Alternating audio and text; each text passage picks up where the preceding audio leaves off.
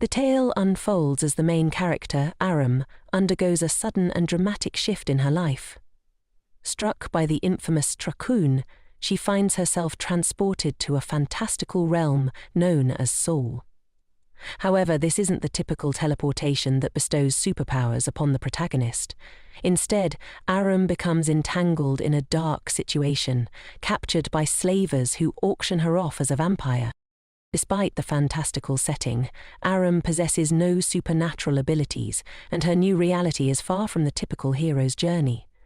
The auctioneer sets her price at 1,500 gold pieces, labeling her as a vampire in a world where such creatures are feared. Unfortunately, no buyers show interest, as vampires are considered too spooky. Ultimately, she is purchased by the House of Duke and escorted to the palace. Throughout this bewildering journey, Aram is visibly shaken, her fear and confusion apparent as she grapples with the abrupt changes in her life. The Duke's representative warns her about the dangerous nature of Duke Millard, emphasizing that he might devour her if displeased. Expecting a ferocious beast, Aram is shocked when she finally meets Duke Millard, who turns out to be a surprisingly pleasant man. Curious, he asks her if she is truly a vampire. In her confusion, she denies it, and that's when Millard's excitement turns into utter disappointment. It turns out Duke Millard had unknowingly purchased a vampire from a mystical equivalent of Wishcom, the budget-friendly alternative to genuine supernatural creatures. Realizing he had been scammed, Millard is left speechless. He had spent a small fortune expecting a creature of the night, only to receive someone with 0 vampire perks.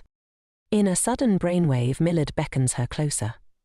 Cautiously, Aram approaches, only for the eccentric Duke to seize her hand and bite it. To his horror, her blood tastes awful, causing him to spit it out immediately. Aram, bewildered and confused, wonders why this oddball is gnawing on her hand.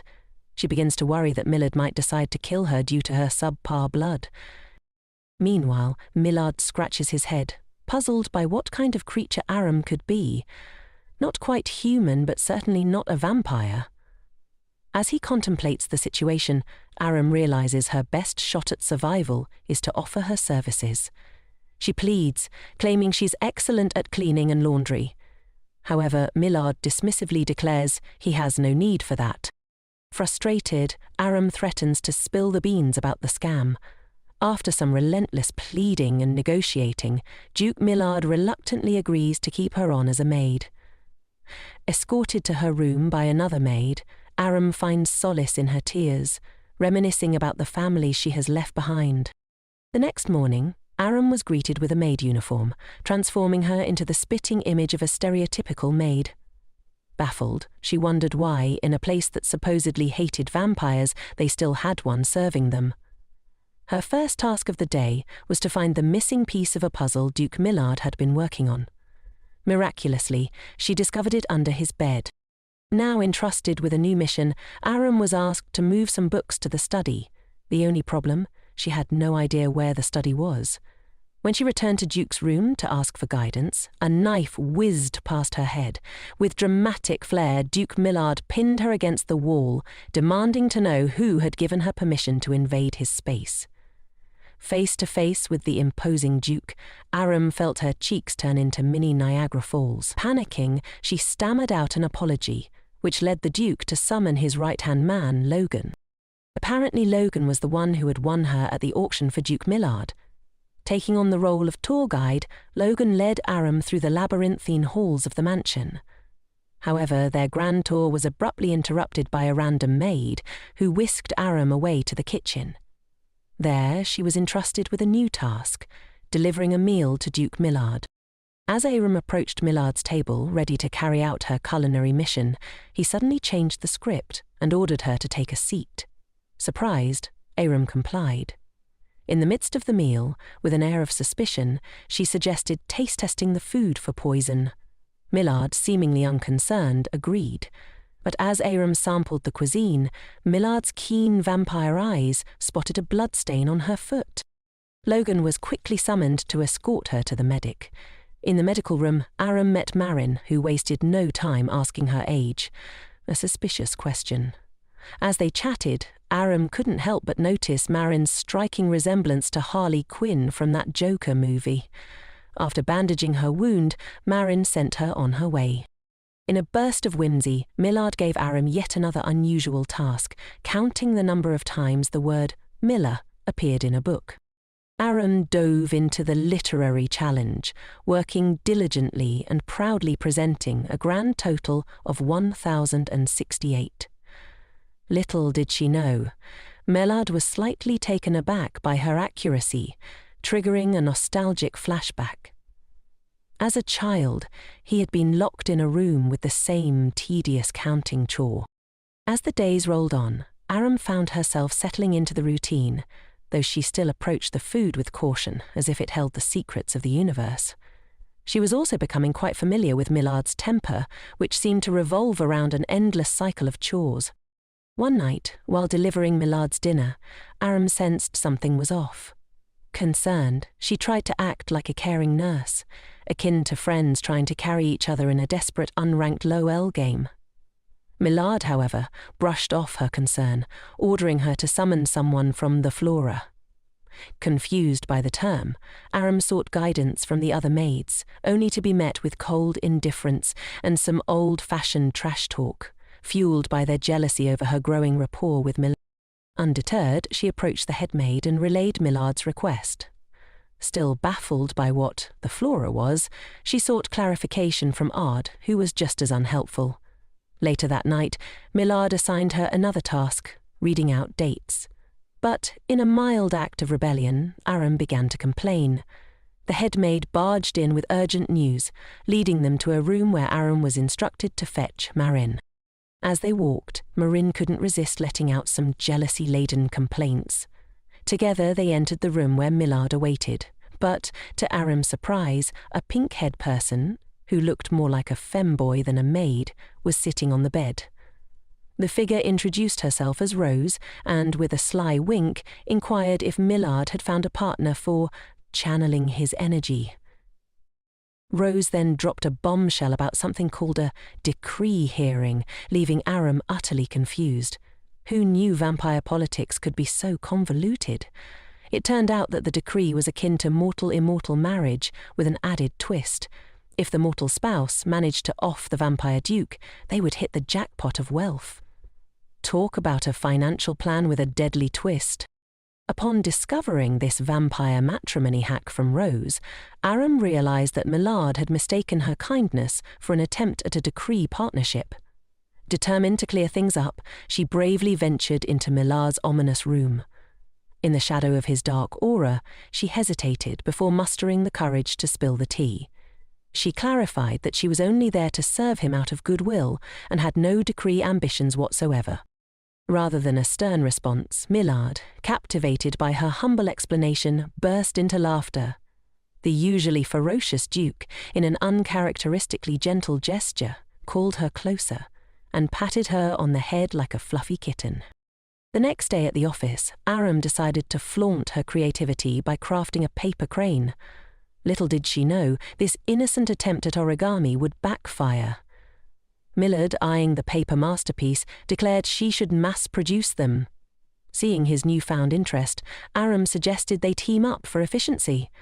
After all, 2 cranes are better than 1, right?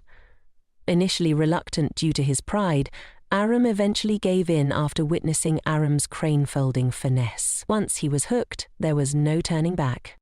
Later that day, Aram stumbled upon the palace chapel, captivated by its beauty. The Pope, with his majestic presence, appeared to be the epitome of holiness.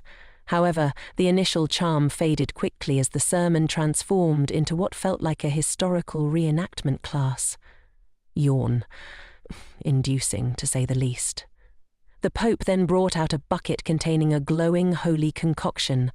Aram, wide-eyed, couldn't believe what she was seeing. The Pope invited attendees forward for a blessing. When it was Aram's turn, she chatted with him and found him surprisingly friendly, though she couldn't shake the feeling that he was a bit suspicious. The Pope inquired about Aram's backstory, but she skillfully dodged the question, claiming she had a date with Millard. Amused, the Pope, who revealed he had the same plans, suggested they go together. Arriving at Millard's room, the Pope proposed that Millard attend the blessing as well. However, Millard, acting like a bratty kid, initially declined. Instead, he opted for the more sophisticated activity of folding paper cranes with Aram. Despite Aram secretly wishing the Pope would join them, Millard's stubbornness won out. But then, out of the blue, Millard changed his mind and decided to attend. The Pope, thrilled by the unexpected turn of events, asked if he could have a private chat with Aram. However, Millard, with the grace of a protective older sibling, refused the request and shooed the Pope away. Before leaving, the Pope left Aram with a cryptic message. If she ever needed anything, she should reach out to him. Puzzled, Aram wondered if the Pope knew more about her than she thought. As they sat down to fold more paper cranes, Aram couldn't contain her confusion and asked why the Pope had referred to Millard as an elder. Millard revealed they were blood, but with a significant age gap. 16 to 17 generations, to be precise. Aram's shock was palpable. Family reunions in vampire circles must be quite the event. As time passed, Aram found herself settling into the routines of the vampire mansion. One fateful night, her beauty sleep was rudely interrupted by the head maid, who instructed her to fetch Millard from his office and bring him to his bedroom. "Oh, and there might be a dead body involved," the maid added with a deadpan expression, advising Aram to act surprised. Now that was a wake-up call. Entering Millard's room, Aram encountered quite the scene. Millard, decked out like an overrated anime protagonist, sword in hand with a blood-stained floor. Millard, channeling the calm demeanor of Keanu Reeves, questioned her intrusion. Ignoring his inquiry, Aram casually suggested a wardrobe change before she cleaned him up. Baffled by her lack of fear, Millard asked why she wasn't more alarmed. Aram, in her signature low-key manner, explained that sometimes she found him scary, and sometimes she didn't. Smoothly shifting the conversation, she then asked for the lowdown on the bloodbath. The next day, as Millard lounged in his office, he noticed Aram acting oddly and couldn't resist asking her about it. Quick on her feet, Aram claimed she was planning to discuss her hometown with the Pope.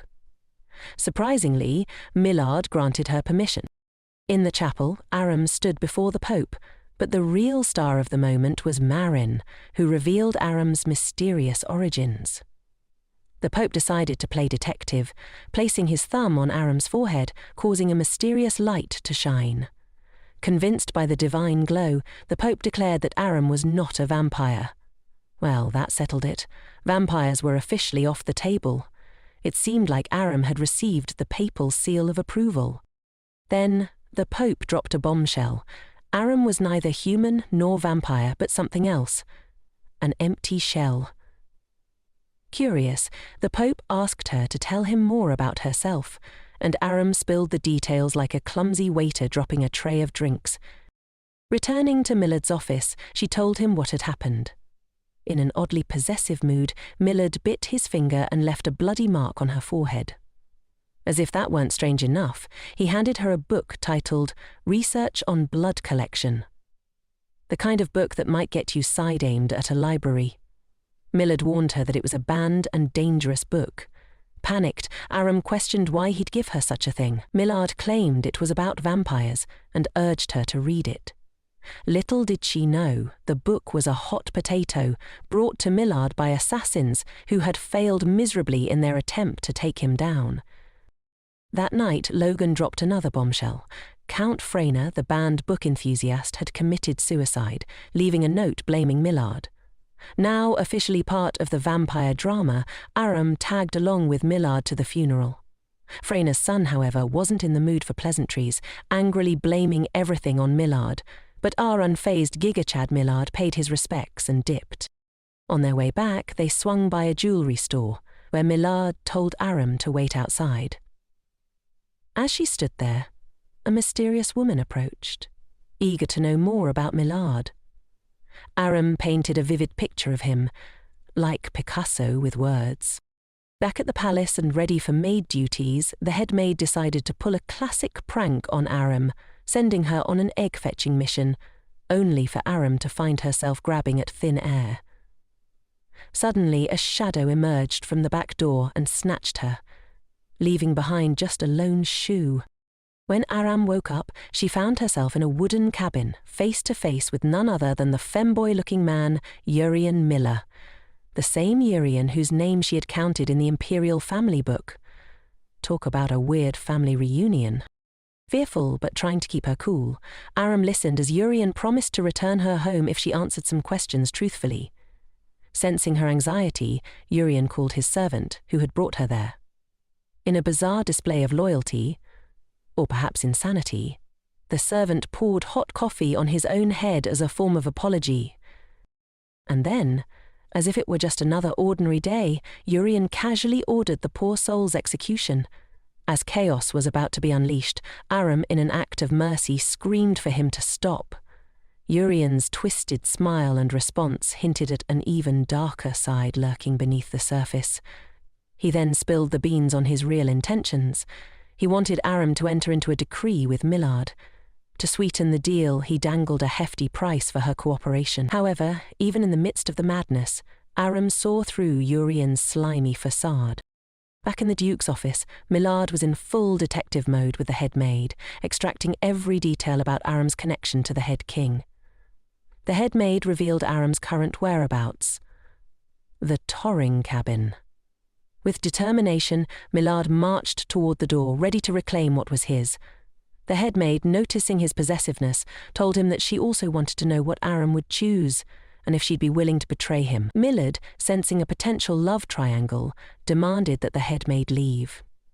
Sitting back in his chair, he was convinced that the dashing Rizzler Urian had nefarious plans to charm Aram and snatch her away. After all, the man was undeniably handsome. Meanwhile, Aram stood her ground against Urian's decree proposal, bluntly telling him she had zero intentions of getting cozy with Millard in any form of matrimonial venture. Surprisingly, Urian was rather chill about it. He thanked her for her honesty and graciously allowed her to make a swift exit. Taking a carriage straight to the palace, Aram couldn't help but fret over what the Duke might think of her sudden disappearance. Gathering her courage, she ventured to Millard's room, only to find him in a state of sheer desperation. He burst out of the door like a bat out of hell. Overwhelmed, Aram began pouring her heart out about the cabin ordeal, but in a moment of impulsivity, Millard kissed her. The unexpected lip lock left Aram dazed, and Millard, seizing the moment, scooped her up and brought her inside. Once inside the room, Aram spilled the beans about the head maid's shady role, urging Millard to fire her. However, in a classic boss move, Millard defended the head maid's job performance. Confused, Aram asked why he hadn't come to her rescue at the cabin. Millard, leaving her to connect the dots, closed the curtains for added dramatic flair and embarked on a long exposition. He explained the imperial family's plot to make him mortal through a human-vampire union. The catch? The imperial family had a murderous vendetta against his potential wives, and he couldn't just marry a vampire bride from the realm he ruled. Aram, wide-eyed, learned the shocking truth. Whoever became Millard's wife would have a target on their back from day one, and now, to complicate things further, the second prince had decided to play the sugar daddy card with Aram.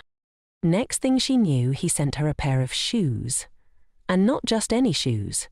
Millard even took a mold of her feet to ensure a perfect fit. Now that's commitment. Aram, intrigued but cautious about Millard's potential reaction, stashed the shoes under her bed for safekeeping. However, when she ventured into Millard's room, bracing for the inevitable interrogation, he surprised her by not getting mad at all. Instead, he casually told her to use the gift and any other fabulous products she received. To up the ante in the gift war, Millard whisked Aram away to an upscale royal shoe shop. There, they encountered a snooty shopkeeper who initially refused to serve Aram, judging her by her maid uniform. Realizing it wasn't good for business, the shopkeeper eventually caved and showcased their shoe collection. Aram, with her simple tastes, aimed for practical shoes, but Millard had other plans, selecting a flashy pair for her. Just when Aram thought the gift saga was over, the second prince struck again, this time gifting her an apron. This time, Millard didn't reciprocate, sensing the escalating gift warfare. Concerned, Aram approached him, requesting he call off the prince. Despite his usual moody demeanor, Millard reluctantly agreed. To smooth things over, Aram decided to apologize with a personal touch: flower power. She bought Millard some flowers and attached a heartfelt note about how much she appreciated his gifts. However, instead of receiving gratitude, she was met with cold dismissal. Confused by his abrupt reaction, Aram left the room, leaving Millard alone with his newfound flower fragrance obsession. Later that night, Aram woke up to find herself surrounded by a bizarre assortment of flowers, a weird midnight floral surprise, courtesy of the eccentric vampire duke. As she rushed out of her room, she was accused by an irate maid of breaking a glass vase. Aram, innocent as a kitten, protested, but the maid wasn't having it. With a sigh, Aram agreed to clean up the mess. Just another day in the vampire mansion. Undeterred, she made her way to Millard's dark and mysterious room, where the curtains were tightly drawn, blocking out any hope of daylight. While pouring hot water for Millard, she mustered the courage to express her gratitude for the gifts, though she hinted at the discomfort they brought her. Millard, seemingly understanding, promised to ease up on the extravagant gifting. Then came the strange request: the blue teapot. As Aram scoured the mansion for it, Millard dropped the bomb that it was poisoned. She was then tasked with another errand, this time to retrieve a box with a bead. Hoping for a less lethal assignment, Aram set out. In a cinematic flashback, Millard reminisced about creating the blue teapot himself. Because, as a vampire, he enjoyed the taste of poison, and being immortal, it didn't bother him. Just your average vampire with a weird palate. As Aram continued her search for the bead box, she crossed paths with the angry maid from earlier, who now accused her of snitching to the Duke. Baffled, Aram denied the allegations, but before she could protest further, the maid locked her out in the cold confines of the bathing area. Fortunately, a maid named Isabel came to Aram's rescue and escorted her back to her room. Isabel informed the Duke about the incident, and he was not pleased. Angry, he stormed to Aram's room to check on her. Millard, showing a surprisingly softer side, blanketed Aram in not one, not two, but 3 layers of warmth, practically turning her into a human marshmallow. Feeling like a mummy in a snowstorm, Aram bravely requested the removal of at least 1 layer. After a heated debate, Millard reluctantly agreed to peel off a blanket, revealing a slightly less bundled Aram. In a moment of rare seriousness, Millard apologized to Aram, promising to change his ways. He acknowledged that he hadn't been the most careful caretaker and that Aram's condition was proof of that. Just as things were starting to calm down, the Pope, the holy light enthusiast, made an entrance. Ordered by Millard to fix Aram, the Pope, with all his knowledge of her past life and emptiness, hesitated before applying his holy touch to her forehead. Millard, unimpressed, found the whole blessing affair annoying, and the Pope eventually made his exit. Curious about Millard's displeasure, Aram asked for an explanation, but he brushed her off, sending her back to sleep. Little did she know, Millard was about to unleash a fit of vampire rage on the entire servant crew. Gathering the terrified servants in the hall, Millard singled out the maid responsible for locking Aram in the bathing area. In a twisted display of vampire justice, he forced her to drink poison, and the poor maid spat blood like an extra in a horror movie. Satisfied with his dramatic execution, Millard left the servants with a stern warning: never touch his maid again. Later, Millard visited Aram and told her that he would be moving her to a new room because her current one was too far away. He modified several things in the palace for her comfort. When Aram woke up in her new, improved room, she marveled at the cozy surroundings. Even the vampire lord's room was conveniently close by, as if the entire mansion had undergone a magical makeover. The once jealous and mad maids now bowed to Aram's newfound authority, creating an oddly harmonious atmosphere. However, the mysterious disappearance of the troublemaking maids, including the one who had locked Aram in the bathing area, left an air of intrigue. Isabel, acting serious, ushered Aram to her room and spilled the tea about the fired maids. In a dramatic twist, she pleaded with Aram to keep Duke Millard in check, as he apparently only listened to her. Isabel also revealed Millard's ruthless act of punishing the head maid. With a sense of responsibility, Aram promised to look into it. Someone had to stop Millard's rampage, and why not with a bit of diplomacy? As Aram headed toward Millard's office, she overheard two maids discussing their reluctance to deal with the vampire lord, who was apparently acting like a monster. Vampire problems, right? Inside the office, Millard orchestrated a grand sit-down session, leaving Aram twiddling her thumbs for what felt like hours. Later that night, Millard called Aram outside his room and presented her with the D. But before your imagination runs wild, let me clarify. It was delicious chocolates. Aram graciously thanked the Duke, but something seemed off. Millard's face was downcast, leaving her in a state of perplexed, chocolatey confusion. Millard, feeling hunger creeping in, needed blood. The servants freaked out and hastily grabbed another girl to replace Rosa for Flora's usual blood-sucking routine. The poor substitute was terrified, and Aram, ever the peace ambassador, decided to step in and calm her down. But oh boy, the girl was crying like a broken faucet, which was getting on Aram's nerves. She briefly considered switching from a gentle approach to a slightly threatening one, warning the girl that if she didn't quiet down, the Duke might turn her into a human juice box. Surprisingly, the girl managed to force a shaky smile through her tears, and with a mental eye roll, Aram headed to the Duke's lair. On her way there, she couldn't help but feel like the new girl was a mini version of herself when she first landed in this peculiar palace. When she finally reached the Duke's office, Aram revealed the situation with the new recruit for Flora. The Duke, in all his blood-sucking glory, sauntered over to check on the girl. However, as he approached, he couldn't quite read Aram's expression. Confusion struck him like lightning, and he started getting anxious, worried that he had messed something up. Little did he know, Aram was just lost in thought, reminiscing about her first days in this bizarre vampire palace.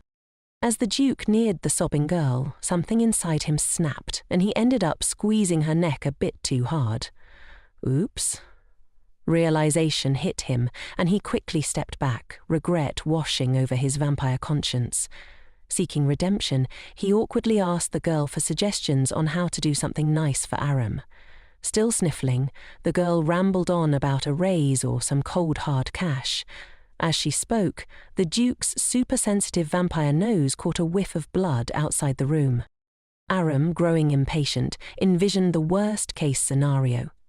Fueled by memories of her own entry into this strange palace, she pulled out a dagger, giving her finger a small cut for dramatic effect. Just as she was ready to storm in like a superhero, the Duke intercepted her. Realizing she thought he was turning the girl into a snack, his delicate vampire ego took a hit. Aram assured him it was just a déjà vu moment, and the Duke, looking slightly wounded, retreated into his lair. That night, like a mysterious nocturnal creature, Millard vanished into the forest without a word, probably to contemplate his vampiric existence. Or maybe just to have a dramatic brooding session under the moonlight, who knows? Vampires, right? You see, Millard, the Duke of Brooding, wasn't really a fanboy, but more like a lonely vampire with a serious case of the blues. His childhood was essentially a vampire version of being grounded forever. He spent his early days locked up in a room with nothing but books for company, practically earning himself a PhD in self-taught reading. Fast forward to adulthood, and Millard became a big-shot duke, but alas, loneliness was still his trusty sidekick. Then one day, his friend Logan spilled the beans about a vampire girl up for auction. Millard's eyes probably sparkled at the idea of finally having a fang buddy to share his woes, but when he snagged the girl, she turned out to be as human as a pizza delivery guy. Now, most people would have gone for the classic throat-ripping move, but not our Millard. Nope, he decided to keep her around and make her suffer just because... why not?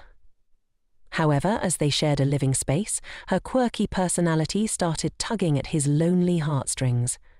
What started as an annoying presence slowly became amusing, and against all vampire odds, she brought a bit of happiness into Millard's undead existence. The next day, Aram strolled into her room, expecting to find Milad, but he was nowhere in sight. A whole week passed with still no sign of the elusive Duke. Aram couldn't help but notice that the other servants were carrying on with their chores as if the Duke's disappearance was just a minor blip on their radar. Puzzled, she lounged on her bed, wondering where on earth the Duke had vanished to and what kind of shenanigans he might be up to. Just as her thoughts were spiraling into a worry-fueled daydream, there was a knock on her door. Lo and behold, it was the Duke himself.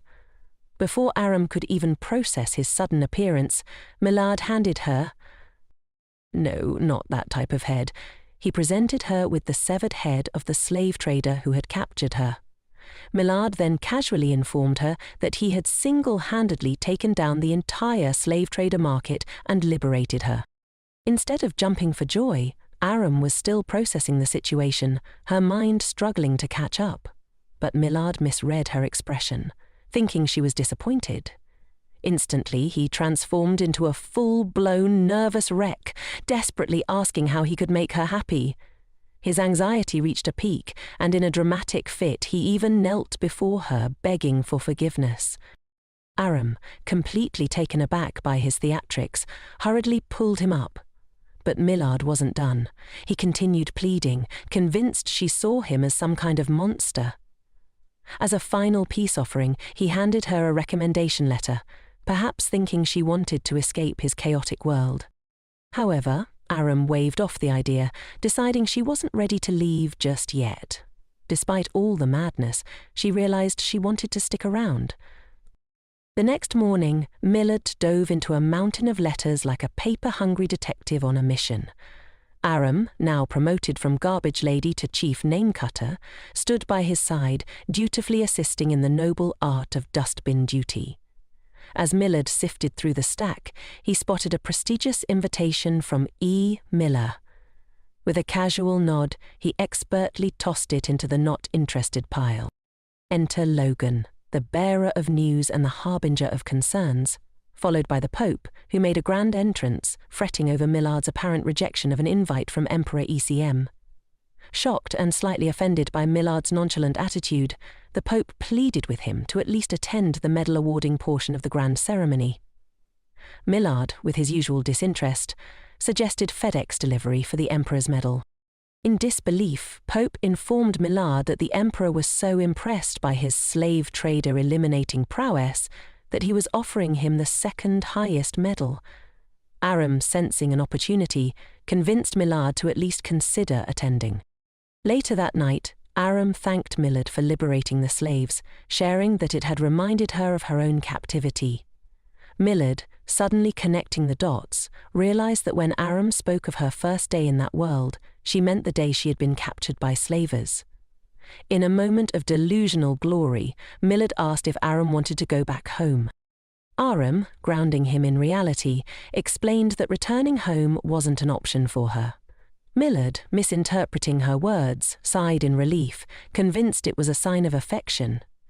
With grand plans beginning to form in his mind, Milad decided to transform their current location into a new home for Aram. After all, why settle for saving the day when you could also redecorate the entire place?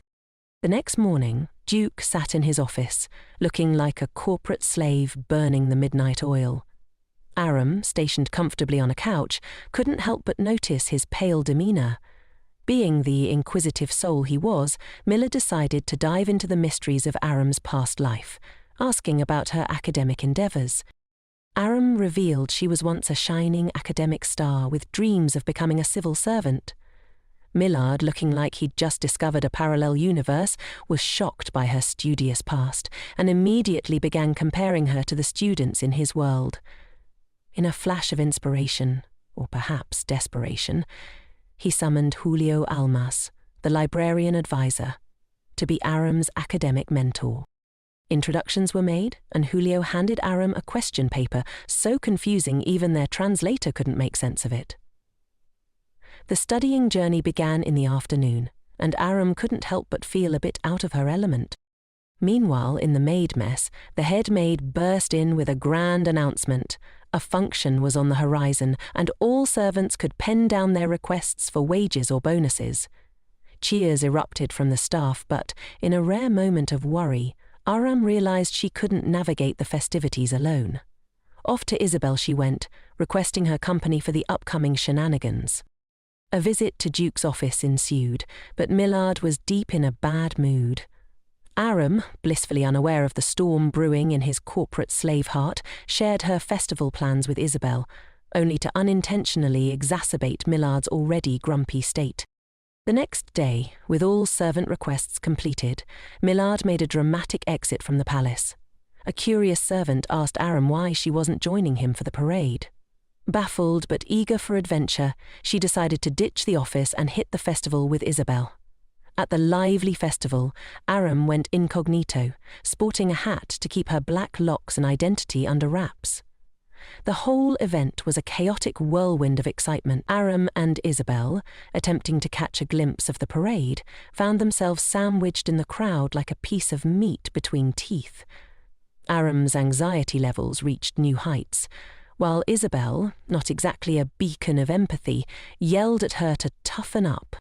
Meanwhile, at the Emperor's palace, Duke A. Miller encountered the formidable presence of Duke. However, Duke's mood wasn't exactly festive, as he brooded over the idea of Aram enjoying herself without him. Logan, ever the voice of reason, advised Duke against making a scene.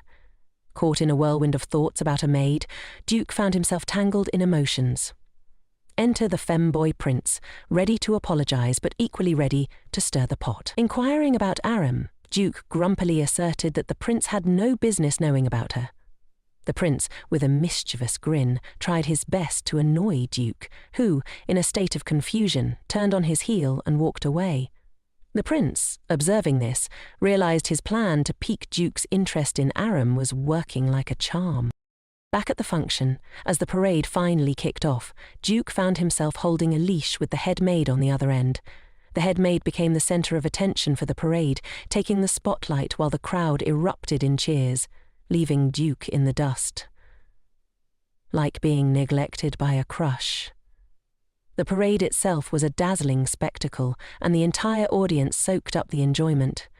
Once the glitter settled, everyone returned to their usual festival shenanigans. On the way back, Aram couldn't help but inquire about the head maid's strange position with Duke.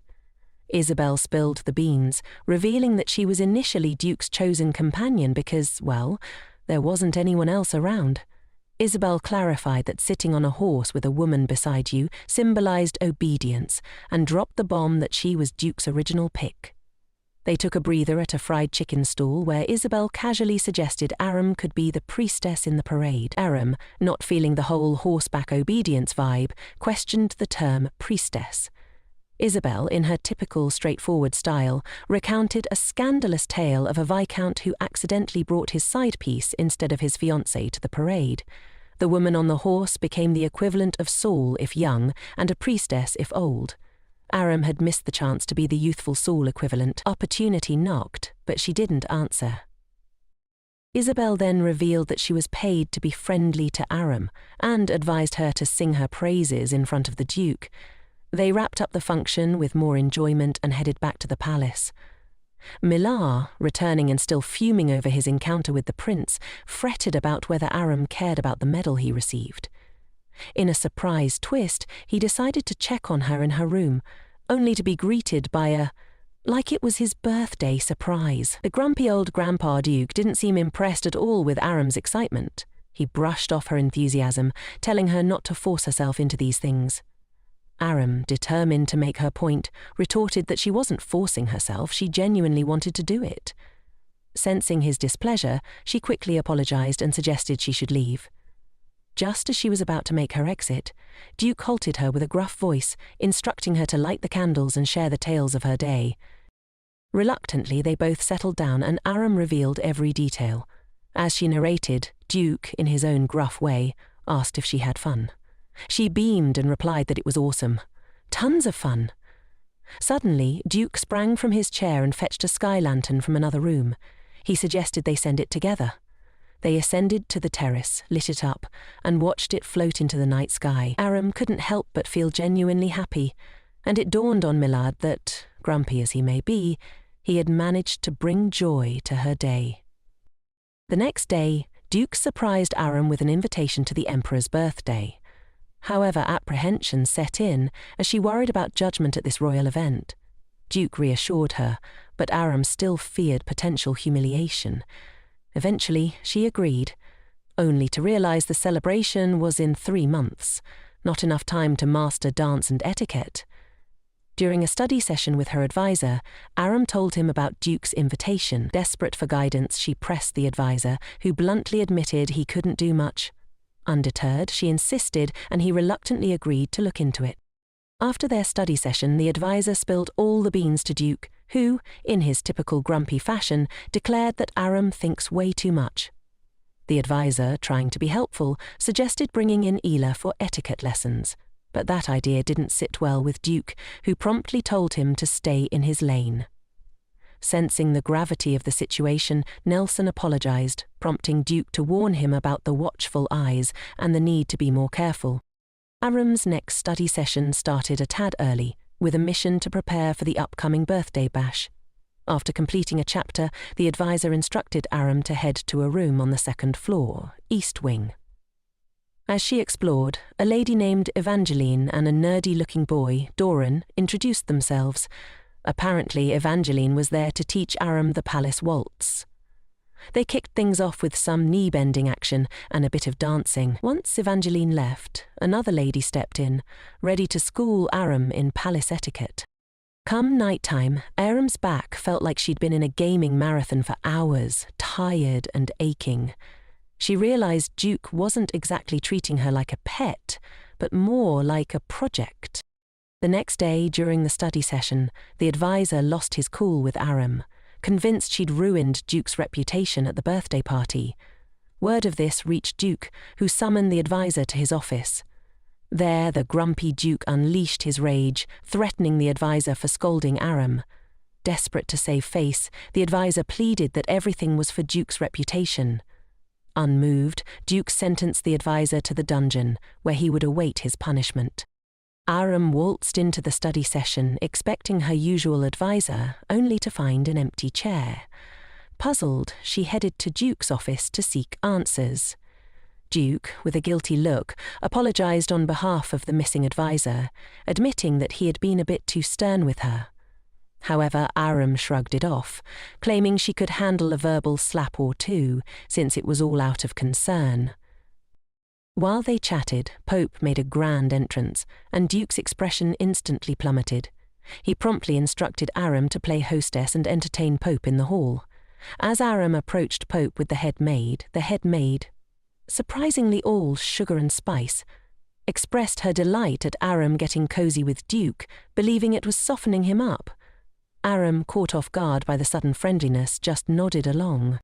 Pope, on the other hand, unleashed his inner bargain bin counselor on Aram, asking about her feelings in the palace and dropping the bomb that he too suffered under the missing advisor. Pope attempted some budget therapy before the conversation got too absurd. Just as things were getting awkward, Duke swooped in and sent Aram off to rest.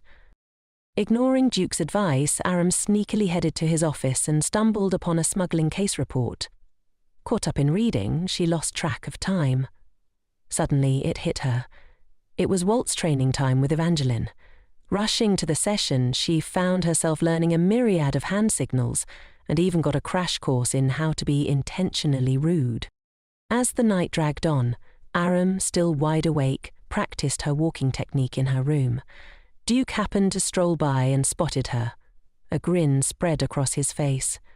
Maybe the sight of her perfecting her walk was the unexpected highlight of his day. The next day, Duke decided to take Aram to a jewelry shop to flex his diamond knowledge. He showed her a bunch of sparkly rocks and asked her to spot the difference. But to his surprise, Aram couldn't play the spot the diamond game. While Duke disappeared into the back room with the owner, the shop lady popped up like a jack-in-the-box to greet Aram. Confused about the diamond dilemma, Aram asked the shop lady why all the rocks looked like long-lost twins. Turns out, some sneaky distributors had stolen their diamond grinding saw and sold it to the competition. The shop lady was stressing over the rival shop making competitive diamonds faster than a microwave popcorn bag pops. In the middle of this diamond drama, Duke strolled back in and he and Aram made a hasty exit. Outside, Duke, the high and mighty, surprisingly helped Aram onto the carriage. Aram raised an eyebrow, thinking it wasn't every day you see a Duke doubling as a personal chauffeur. But wait. Duke had an excuse ready. He claimed Aram was as fragile as a bubble and he didn't want her spraining an ankle. Smooth move, Duke, but Aram found it a bit odd. She didn't sign up for a Duke and a half. They reached a park, and Duke transformed into a casual stroller, pointing at flowers and whatever else caught his fancy. Unexpectedly, a guy named Damier rushed in, all apologies and drama. It turned out he owned the rival jewelry shop and they had nabbed the saw-stealing scoundrel. Duke, instead of unleashing a wrathful storm, calmly listened to Damier's plea for a contract renewal. To Aram's surprise, Duke spared Damier and walked away, leaving the poor guy in shock. Aram, in her confusion, wondered if Duke's leniency was some strange consideration for her. The emotional roller coaster hit her, and before she knew it, tears were streaming down her cheeks. Duke, seeing the waterworks, got concerned. Little did he know, Aram was having a moment of realization. She'd successfully turned the mighty Duke into a character from a tear-jerker soap opera. The next morning marked the grand finale of Aram's dance preparations, and guess who decided to join the dance floor? None other than the Duke himself. To Aram's surprise, the Duke had some serious moves. It turns out he wasn't just good at ruling a kingdom, he could cha-cha like a champ. After a bit of twirling and spinning, they headed to the Duke's office. In his majestic office, the Duke handed Aram the task of playing Letter Ninja again. But amidst the cutting and snipping, the Duke couldn't help but wonder why Aram seemed as slender as a stick. His frustration bubbled up. He just wanted her to be happy, but her changed attitude had him scratching his head. Driven by a desperate desire to see Aram smile, the Duke abruptly stood up and left the office. He wanted her to be as hearty as a laugh track on a sitcom, not as frail as a dandelion in the wind. Later, Aram received a letter from the prince. An apology letter. The prince wanted to meet her after the birthday gala to propose something shiny and new. Duke, not thrilled about the prince's sudden interest, declared that Aram should handle the situation personally. At the gala, Duke and Aram hit the dance floor twirling like they were auditioning for a ballroom dancing reality show. But just as things were getting interesting, someone interrupted the Duke. While Duke was away, Aram decided to sip on some wine like a sophisticated lady. However, her elegance was short-lived as she started coughing and vomiting blood. The whole place gasped. Talk about stealing the spotlight at the party. In a whirlwind of drama, Duke swooped in like a superhero and caught Aram just as she dramatically pointed at the waiter, blaming him for the poisonous drink. Duke, not one for subtlety, charged at the waiter like a rhino on a mission, delivering a royal beatdown and calling in the cavalry to arrest the miscreant. Escorted to a room, Aram looked like she had 1 HP left, dangerously low on her life bar. Duke had a light bulb moment. He did a wrist-slicing maneuver and started rubbing his blood and Aram's together like some bizarre potion-making ritual. Lo and behold, it worked. Aram regained consciousness, probably questioning Duke's first aid methods. Relief washed over Duke when Aram forgave him for whatever shenanigans went down on their first day at the palace. Upon reaching the palace, Duke tucked Aram into her bed, playing the role of the perfect caretaker. The next morning, Aram woke up a tad bewildered to find Duke chilling by her bedside. He confessed he was worried she might have pulled a Sleeping Beauty, which made Aram feel oddly like royalty. With genuine concern, Duke explained that it reminded him of his childhood fear of his mum snoozing permanently. Cutting to the chase, Duke spilled the beans about the halfway point of the blood transfer. Furious, he confronted Pope, demanding to know why her blood wasn't purified entirely. The conversation quickly escalated into a heated debate about black blood, light, and all things vampire. Aram, caught in the crossfire, sat there utterly confused. Not one for subtlety, Duke turned to Aram, demanding if she was aware that vampire blood coursed through her veins. Pope, grinning like the Cheshire Cat, locked eyes with Aram, a mischievous twinkle in her eye. Aram then revealed a secret only the two of them were privy to. She spun a tale for Duke about getting smacked by a carriage, and Pope chimed in with the revelation that her body was a bit of an empty vessel. According to Pope, people could be categorized as either dark or light, but Aram defied such labels. She was like an empty soda can, fizz-free. Duke connected the dots, finally understanding why her hair was as dark as a moonless night, and why her blood had a taste that could put garlic-flavored toothpaste to shame. Realizing he was becoming expendable, Pope was politely shown the door by Duke, who probably needed some space for his brooding.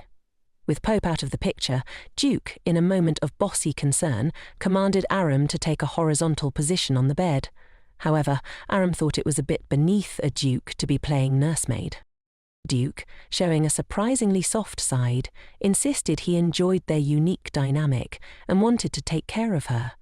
He even threw in an offer to go back to the way things were in the past, to which Aram, swift as a ninja, shot up from her bed, making it clear she had no interest in that retro nonsense.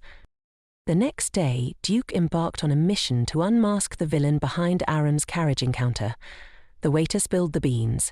It was none other than Ian Frayner. In a powwow with Logan, Duke decided they'd relocate right after the birthday gala. Meanwhile, Aram, casually reading the newspaper, nearly choked on her coffee when she stumbled upon paparazzi headlines about her and Duke being the hottest gossip in town. Pope, like a persistent salesperson, tried to convince Duke to postpone his return to the estate until the Advent. Duke, not buying what Pope was selling, shut him down, suspecting Pope's sudden concern had more to do with the fear of being shunned than anything else. Aram, with a diplomatic touch, assured Duke it was okay if it was about him. That night, in a move that could be misconstrued, Duke summoned Aram to his room. However, it wasn't a steamy rendezvous, but a delivery. A page revealing that Ian Frayner had been caught with a forbidden book and was due for a date with the Emperor and the Council. The following day, Duke and Aram set off for the estate. Upon arrival, Duke, with the grandeur of a royal pronouncement, assigned Aram the prestigious role of official document sender and receiver in his fancy office. They handed her the quittance paper from her old job, and then the royal estate guy spilled the beans about her new gig. Surprise, surprise. It was like comparing apples to spaceships. Duke casually mentioned she could start her new adventure tomorrow. The royal estate escort walked Aram to her new digs, practically doing a victory dance because Duke had finally hooped in. Apparently work had piled up like a tower of pancakes, and Mr. Fancy Pants was struggling to keep it from toppling over. He showcased the office maze in the library, and at this point, Aram's brain felt like it was doing acrobatics. Then came the grand tour, and Aram hit the jackpot. She walked into a room and was immediately hit with a blast from Grandma's dreamland.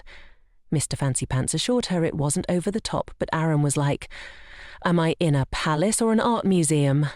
He advised her to chill and even promised a maid to rescue her from the pre-banquet chaos. As Mr. Fancy Pants waltzed away, Aram entered her room, feeling like she had landed in the coziest cloud ever. A bath was ready, but Aram, not quite used to royal pampering, felt a tad out of place. The maid transformed her from regular human to royalty with a salon session fit for a queen.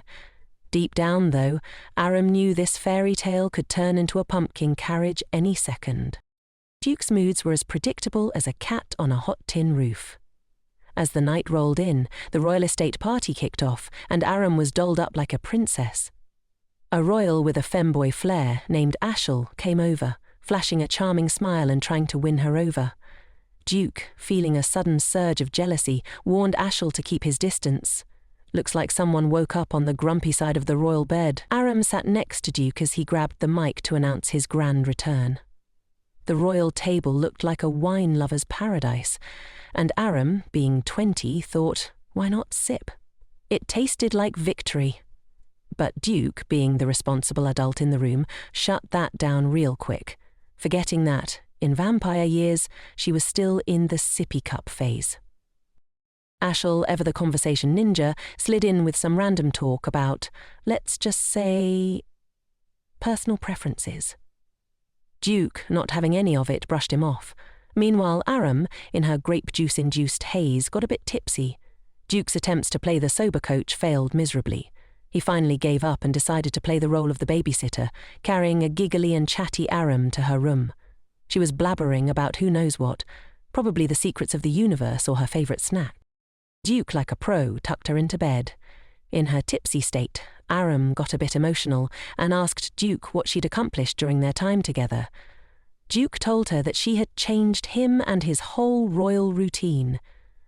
Aram drifted off into dreamland with a smile on her face, leaving Duke to contemplate his life choices. The next morning, Aram woke up with her blanket looking like a skyscraper at sunrise.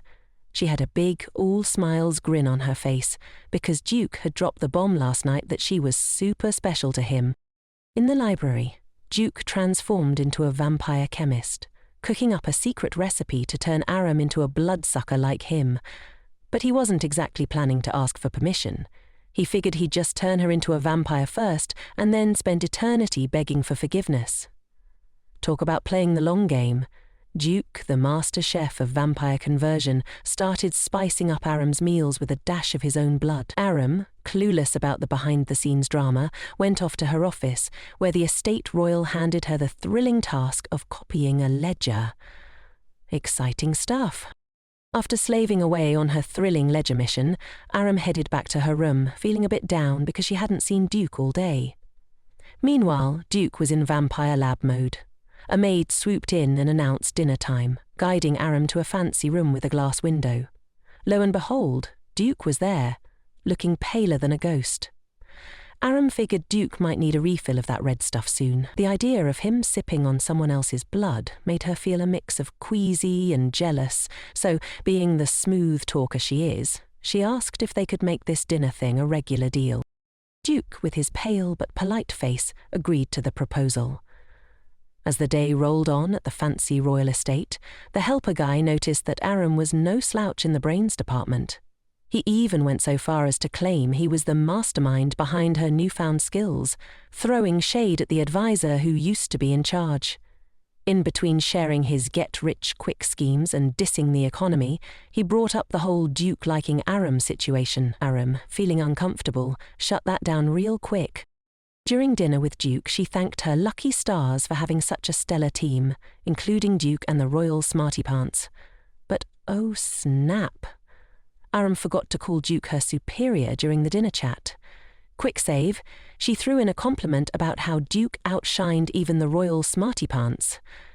Duke tried to act all cool, but you could practically see him blushing under the royal chandeliers. The next day, Aram received a mysterious package from Tran, and the royal smarty pants revealed it was from a swanky place called Baltin. He went on about flowers and beauty, while Aram searched for Duke to deliver the goods. Unfortunately, Duke was MIA, so the smarty pants suggested leaving him a note. Aram jotted down a message, but the smarty pants chuckled, thinking it sounded a bit too steamy. Meanwhile, in another corner of the story, Millard was counting down the days, holding a mysterious black potion, as if he were waiting for a cosmic sale.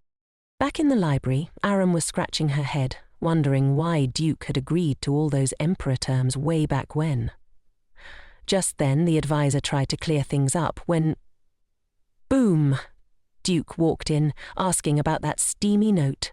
Off they went to retrieve the mysterious package, and with Duke strolling beside her, Aram turned into a blushing mess.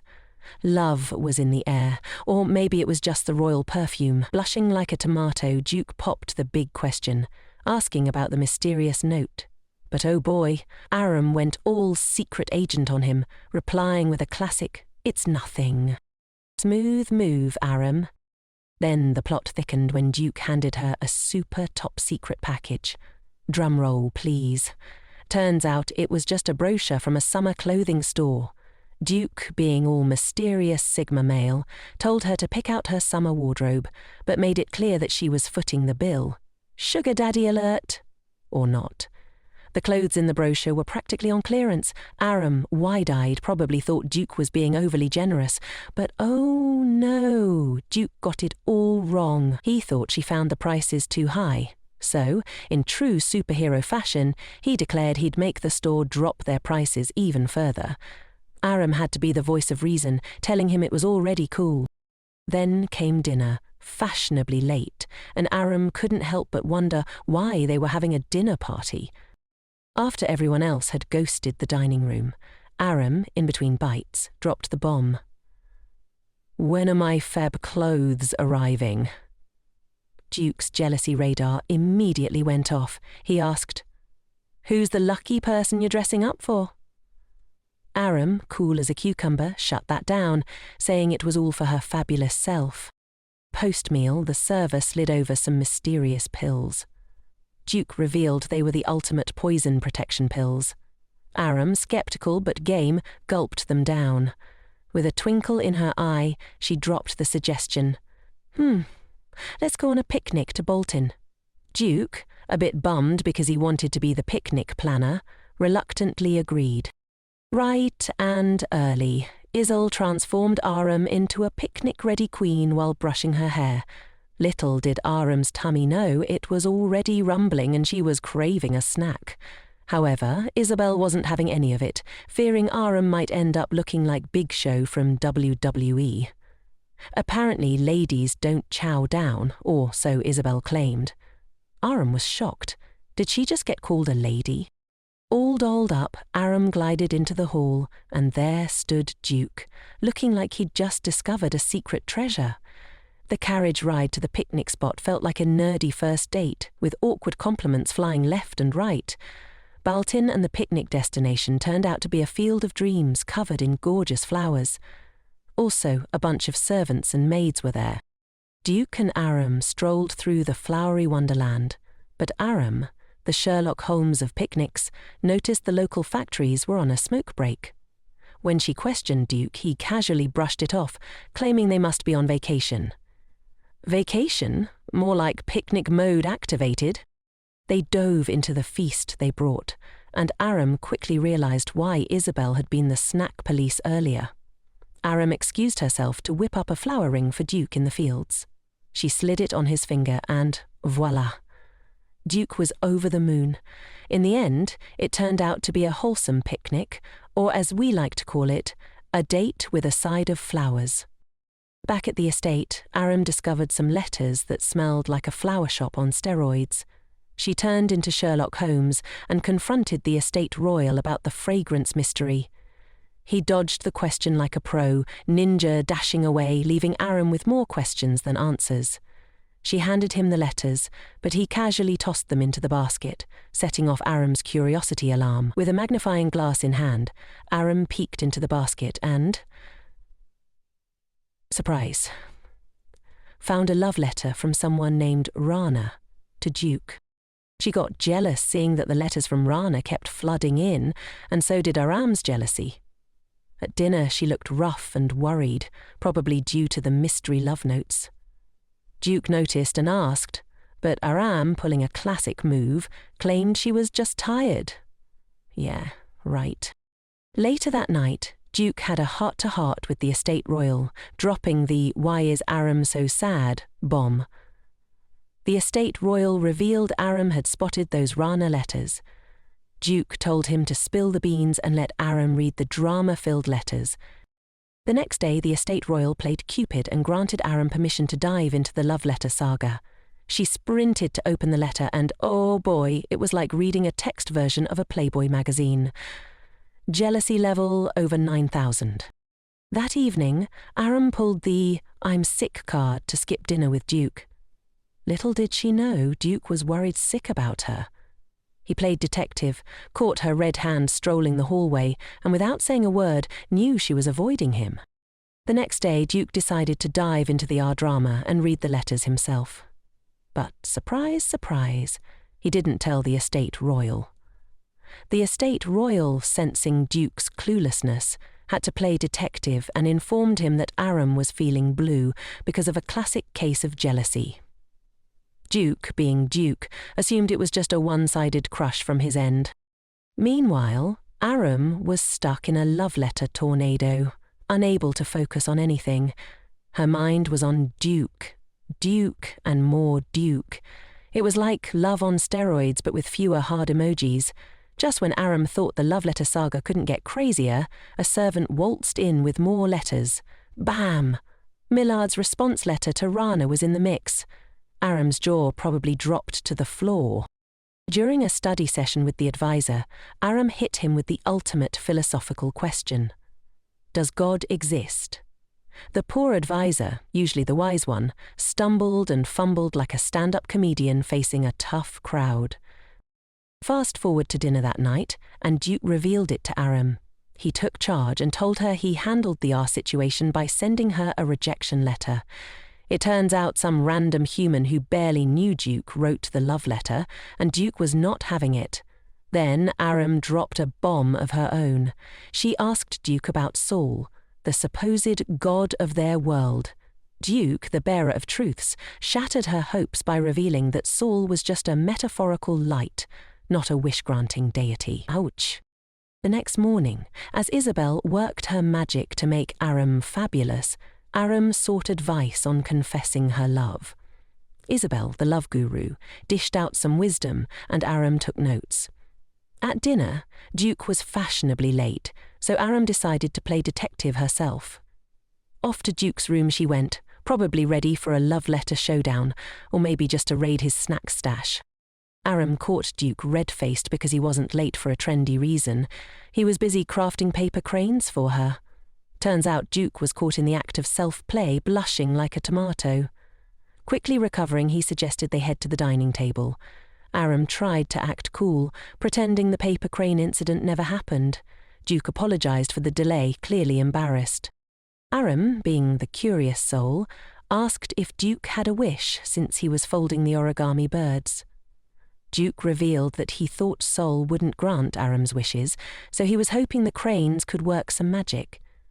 Aram, emotionally overwhelmed, dropped her fork upon hearing this heartfelt revelation.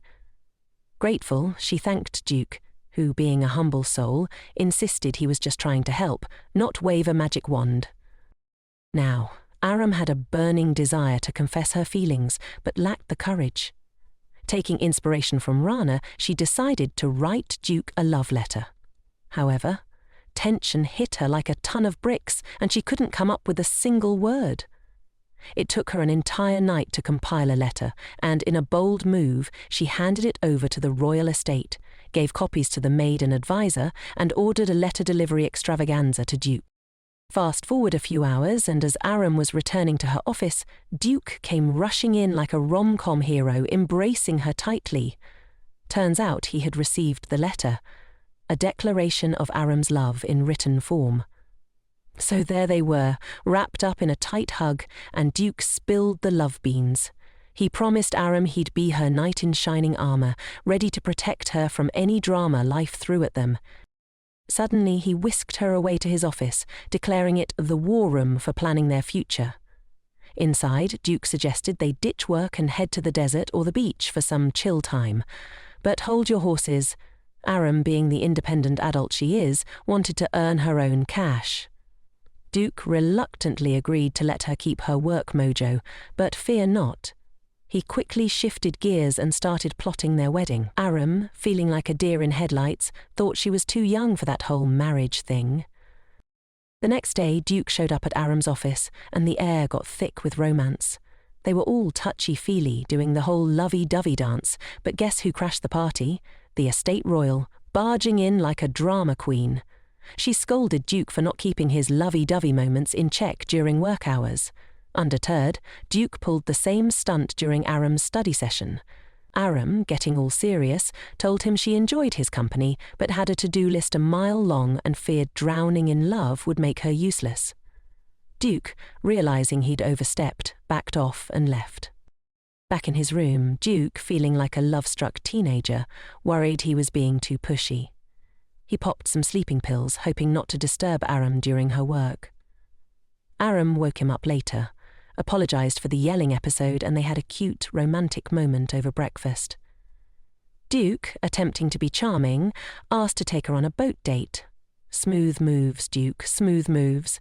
So Aram agreed, and the maids went into overdrive packing a bunch of bags. Aram, looking at the mountain of luggage, raised an eyebrow and questioned them. They spun a tale about the store owner wanting to win her over with gifts, but Aram smelled something fishy. On the big trip day, Aram was decked out and ready to roll, leaving Duke in total awe. They hopped into the carriage, cruising toward their boating adventure. During the ride, Aram decided to teach Duke the finger-counting game.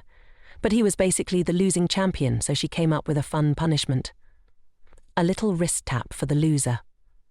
Duke wasn't a fan, proposing an "I love you" confession instead. Smooth move, Duke, avoiding the wrist taps.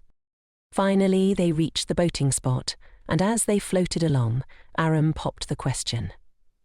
What if we ended up in the water? Duke, with his knight in shining armor vibes, reassured her that he'd be her rescue ranger. Back at the estate, the gossip mill was churning about Duke and Aram. Some folks were cheering for them, while others were waving the no flag. Drama alert! After a fun day of boating, Duke and Aram landed at the Basil family's place, where the hosts were in a rude dilemma. The Basil family wondered if Duke and Aram should bunk together or get separate sleeping spaces. At dinner, just as Aram was about to dig in, Duke, the ultimate food taster, checked her meal for any sneaky poison. The homeowner suggested winter sledging at the lake, leaving Aram puzzled because apparently she'd been living under a rock. Duke, catching wind of her curiosity, asked the homeowner to drop him a letter when the lake turned into a giant ice rink. After dinner, the ladies brainstormed about Aram and Duke's night setup. Isabel, taking charge of Aram's makeover, spilled the beans that they'd be roommates for the night. Aram, at a sprightly 20, got a tad worried about the whole sleeping arrangements. No one's trying to catch case here. As Isabel pampered Aram and sorted out her hair, she dropped the bomb about the shared room plan. Nervous but compliant, Aram was led to the room where Duke was already playing possum. When she entered, he pulled a fake sleep stunt. Aram planted a goodnight kiss, and just when she thought the drama was over, Duke pulled off a surprise "I'm awake" move and returned the favor with a smooch. Classic Duke. After Duke's surprise smooch, Aram was like, "Whoa, hold your horses, buddy." Realizing he'd jumped the gun, Duke sprinted out of the room in embarrassment. He decided to crash in another room for the night, probably thinking he needed a time-out. The next day, Aram gave Duke the cold shoulder. Poor guy was fretting big time. Aram and Isabel were hanging out in the garden, and Isabel, being the peacemaker, asked if the two lovebirds had a spat. Aram just chuckled it off, but Isabel knew better and begged her to patch things up with Duke. As they left the garden, Duke finally mustered the courage to apologize, but guess what? Aram had already pulled a vanishing act. Later on, during the carriage ride back to their estate, Duke spilled the apologies, admitting he'd acted like a total goofball. He even called himself a pervert and a beast. Talk about self-roasting. Aram, playing it cool, brushed it off and casually asked about his beauty sleep. Then, out of the blue, she threw in a request for a cheek kiss. Duke, being the quick kiss ninja, went in and out, but Aram pulled him in for a full-on lip lock. Turns out Aram had a nightmare about being locked up and needed some serious comfort. Duke, probably still processing the situation, got a first-hand taste of Aram's dream-induced kissing demand. Life's full of surprises, huh? Back at the estate late at night, Duke was in his office going through his stash of mysterious black liquid, the stuff he'd been giving Aram. Meanwhile, Aram, poor thing, was experiencing Duke's childhood nightmares in her dreams, and trust me, it wasn't a walk in the park. Duke knew that turning Aram into a vampire was a one-way street. No U-turns allowed, but Aram, being the smart cookie she is, had her suspicions. She sensed the vampire makeover plan, but decided to play it cool, waiting for Duke to spill the immortal beans. Meanwhile, Aram was juggling pros and cons like a circus performer. Duke, a socially awkward vampire maker, didn't exactly shine in the boyfriend department. Yet she decided to cut him some slack, giving him a final shot at redemption. If he messed up, she had the vampire card ready to play. Eternal silence. In the midst of her contemplation, Duke barged into her room. Aram, with a raised eyebrow, fired questions about her impending vampire status. Then she pulled out the big guns, channeling her inner drama queen. She demanded more of Duke's mysterious black liquid, playing the girlfriend on her period card. Yep, the classic move. Duke, realizing that Aram had caught wind of his whole vampire-making scheme, chickened out from coming clean. He did a confused lap around the estate, sweating bullets and worrying if Aram would go full Hulk on him. After some internal pep talk, Duke mustered the courage to face the moody Aram again. She was standing there, giving him the stink eye. He mumbled a sorry, but Aram wasn't having it. She demanded the classic move. "Get on your knees, mister." So, there was Duke, on his knees, spilling his feelings. He confessed that he didn't want her to kick the bucket and was desperate to make her happy. Before knowing about her secret, he was just a guy worried about his girl's mortality. He went on about how humans are fragile and have short lives. Was that a personal attack? Anyway, Duke continued, saying he loved her, didn't want her to croak, and had decided that the darkness infusion was the cure. He was willing to go to extreme lengths to keep her blinded by the hope of eternal togetherness. Aram softened up, probably realizing that Duke wasn't just brewing trouble. She hugged him and dropped the wisdom bomb. He should never pull a stunt like that without her consent. Duke, grateful for the mercy, promised to consult her on major life decisions from now on. Then, ever the smooth talker, Duke pitched the vampire life as the VIP pass to safety in their dangerous world. Aram, though, argued that life's beauty lies in its expiration date. Duke, persistent as a fly at a picnic, insisted on eternity together. Aram decided she wouldn't join the vampire club. Instead, she asked Duke about his biggest worry with her staying human. Duke revealed that he feared vengeful humans might target her to get back at him. Then Duke proposed to marry her when she was rocking the granny vibes. He declared that wrinkles and all didn't bother him. He just wanted that granny relationship talk. Talk about commitment. Duke swore to smash any humans who dared mess with Aram before she hit the big 100. Touched by the pledge, Aram hugged him and told him to bring on the revenge if needed. Duke promised to unleash chaos if anything happened to her. Now, Duke believed Pope could cure Aram but warned her it might sting a bit. That night, Pope arrived but was a bit puzzled by the dark vibes in the air. When he realized what Duke had done to Aram, he unleashed a big brother-level scolding, probably louder than when someone messes with his PS5 controller. After the verbal storm, Duke assured Aram that Pope would work his magic to save her. The next morning, Duke transformed Aram into a fashion-forward, vampire-repellent superhero, complete with a cape, and escorted her to the church, where Pope was ready for action. Aram kneeled and Pope began his purification routine. However, things took a dark turn when Pope's thumb touched Aram's forehead, and blood started oozing out. She unexpectedly took a nap. Aram woke up all snug in her bed, sunlight beaming through. She noticed the sunlight didn't feel like a BBQ on her skin anymore, so she asked Duke if the cure worked, but guess what? Duke, playing the silent game, didn't spill the beans. Furious, Aram inquired about Pope's whereabouts. Duke revealed that Pope would be fashionably late because he had overdone his magical energy tricks. Aram, feeling like Rip Van Winkle, asked how long she'd been out. Duke revealed it was a whopping 3 days. Now that's what you call beauty sleep. Then Duke, the drama king, started shaking like a leaf. He spilled his guts, confessing that he thought Aram was on her way to the great beyond. He blamed himself for all the blood and tears, thinking he'd turned into a professional sin-committing machine.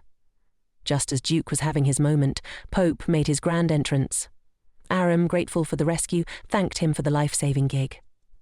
She couldn't help but pop the question about the purification process. Pope, being the wizard with the answers, declared it done and dusted.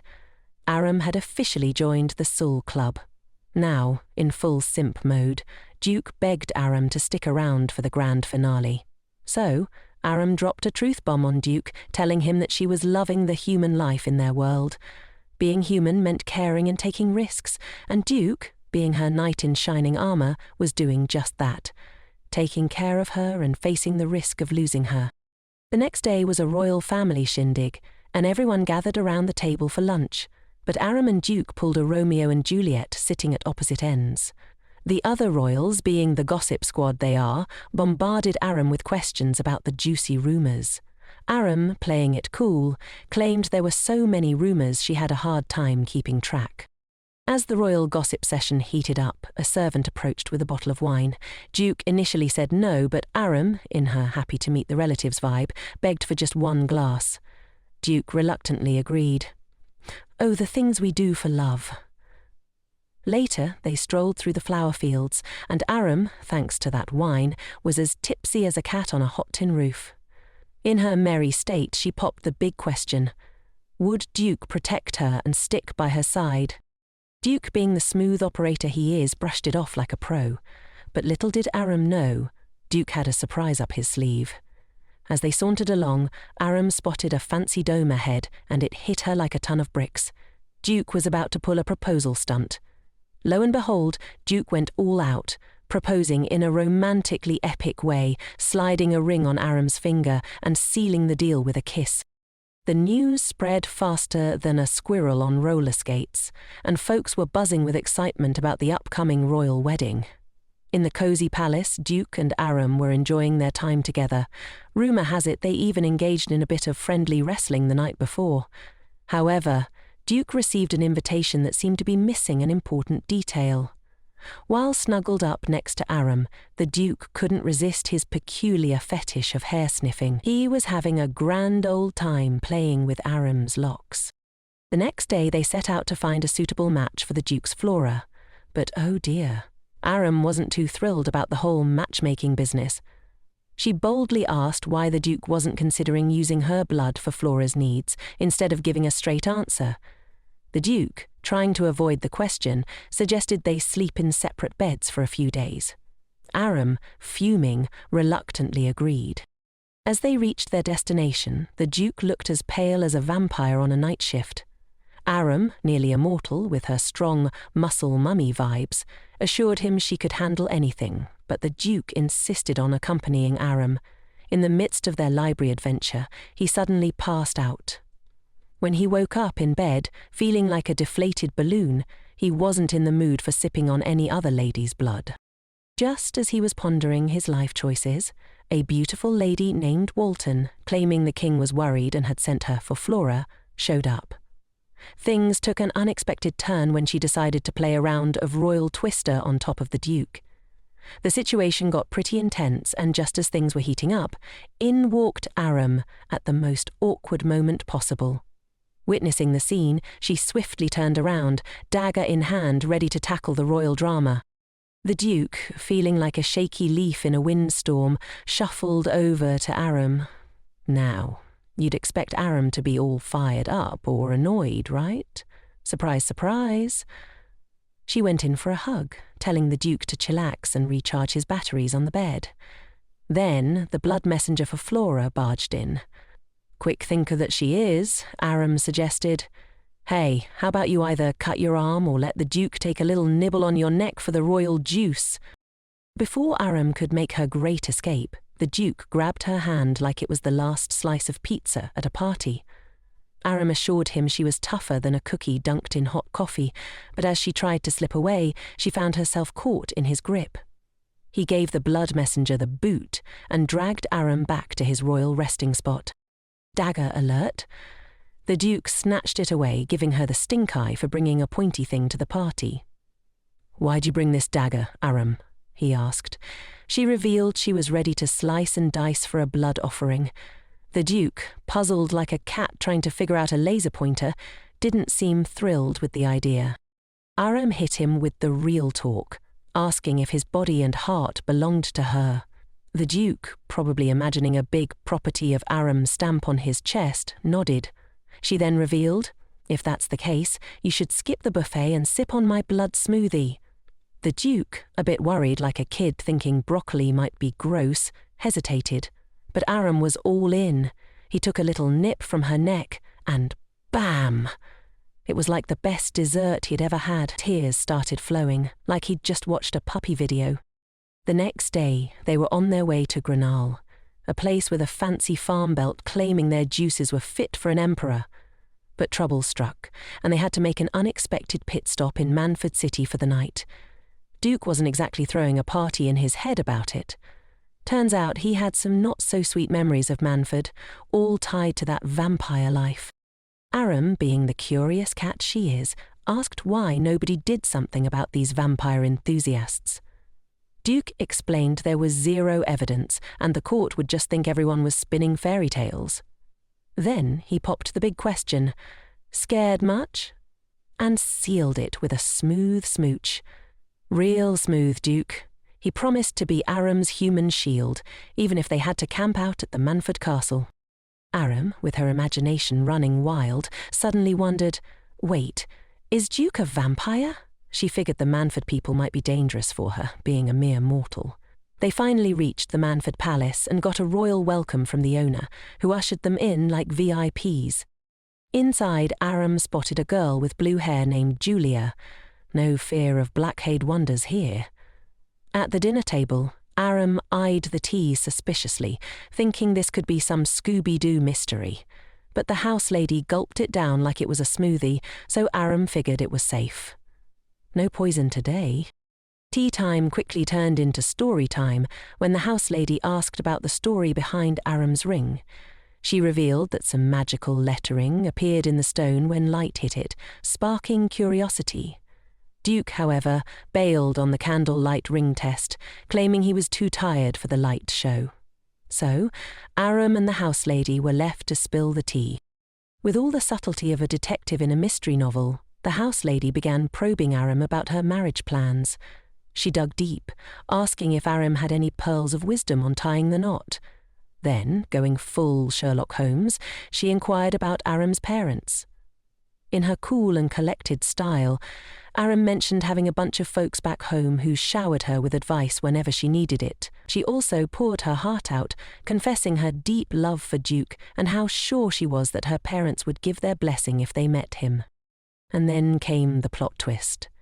The house lady was acting fishier than a penguin in a fruit market. She called in a servant for the finest hot coffee and dropped the bomb. She straight up asked Aram if she really wanted to sign up for the vampire wife gig. Aram was like, "Say what now?" The lady painted a grim picture, talking about enduring marriage for eternity and serving up blood cocktails to Duke forever. To drive her point home, she showed Aram a scar on her own hand, like a creepy vampire membership card. The house lady wrapped it up with a horror movie speech about the terrifying life of marrying a vampire. Then the house lady made a dramatic exit. Fast forward to Aram finding Duke in a room, nose buried in a book. She was all shades of blue, and Duke, being the attentive partner he is, noticed the sadness. He popped the question, and Aram spilled the beans about the house lady's warning against a vampire wedding. After hearing that, Duke got so riled up that he stormed out with Aram's dagger in hand. Drama queen much?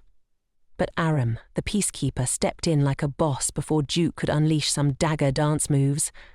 Concerned, Duke grilled Aram about her decision, and she reassured him with the ultimate promise. She'd never take off his ring. Smooth move, Aram. Then Duke, playing detective, asked what exactly the lady had said. Aram revealed the lady had warned her that marrying a vampire would be a wild ride and she should run for the hills. In a cozy hug session, Aram, probably trying to calm Duke's inner vampire, dropped an old-school story bomb. Romeo and Juliet, the star-crossed lovers. Duke, eager for the moral of the story, got hit with the classic wisdom. If people try to keep lovebirds apart, their love only gets stronger. Duke, loving the plot twist, thought everything was okay and leaned in for a kiss, but Aram pulled back, claiming she wasn't done. She threw a curveball about the scar the lady from Manford had and asked if her hubby was a vampire. Aram, with her detective hat on, got a bit freaked out, imagining cult activities and blood-sucking rituals. Aram vouched for the Manford lady, thinking she was a genuine helper, not a cult queen. She laid down the law, making Duke promise not to spill the vampire beans to the Manford lady. Duke, probably realizing he's in deep, agreed. The next day at the grand function, all eyes were on Aram as people couldn't help but admire her fabulous hair. Feeling the attention, Aram decided to join in on the hair talk. Casually, she mentioned that both her parents had black hair, and then playfully asked a lady about her own. The woman, blushing, revealed she had inherited her hair from her father. enter Duke, who waltzed in and without missing a beat offered to cover the lady's hair in asphalt if she was feeling jealous. Aram, ever the advocate for girl power, grabbed Duke's hand and playfully shut down the potential hair crisis, declaring it a girl talk zone. As more guests arrived, Duke and Aram got separated. Duke, contemplating a quiet retreat to his room, was intercepted by the Manford man, who revealed that his wife had been rude to Aram. Duke, in his usual cool style, waved it off, claiming Aram didn't mind. The Manford man, shocked at how chill Aram was about it, had a secret mission in mind and escorted Duke to a safe place. Raising an eyebrow, Duke followed, thinking it might be a hidden snack haven. Instead, they ended up in a dungeon with a massive metal door. Losing his patience, Duke demanded the man explain what was going on. The Manford man, ever cryptic, led Duke to a devilish church with a throne fit for a vampire king. He then began spilling his suspicions about Aram, accusing her of being a gold digger who was only interested in Duke for his power and wealth. Duke stood up from the throne, unimpressed, and decided to make a grand exit. The Manford man played his last card, trying to guilt-trip Duke by suggesting that Aram was only in it for the money. Duke, smiling coolly, made it clear that he would never change his mind about Aram, and left the man behind. Meanwhile, back in Aram's world, she was worried about Duke's sudden disappearance and decided to investigate. Enlisting Isabel for some tongs, she hatched a plan to heat Duke's ring to see if it held any secrets, as the Manford man had claimed. Just as she was about to carry out her plan and put the ring over a candle flame, Isabel showed up.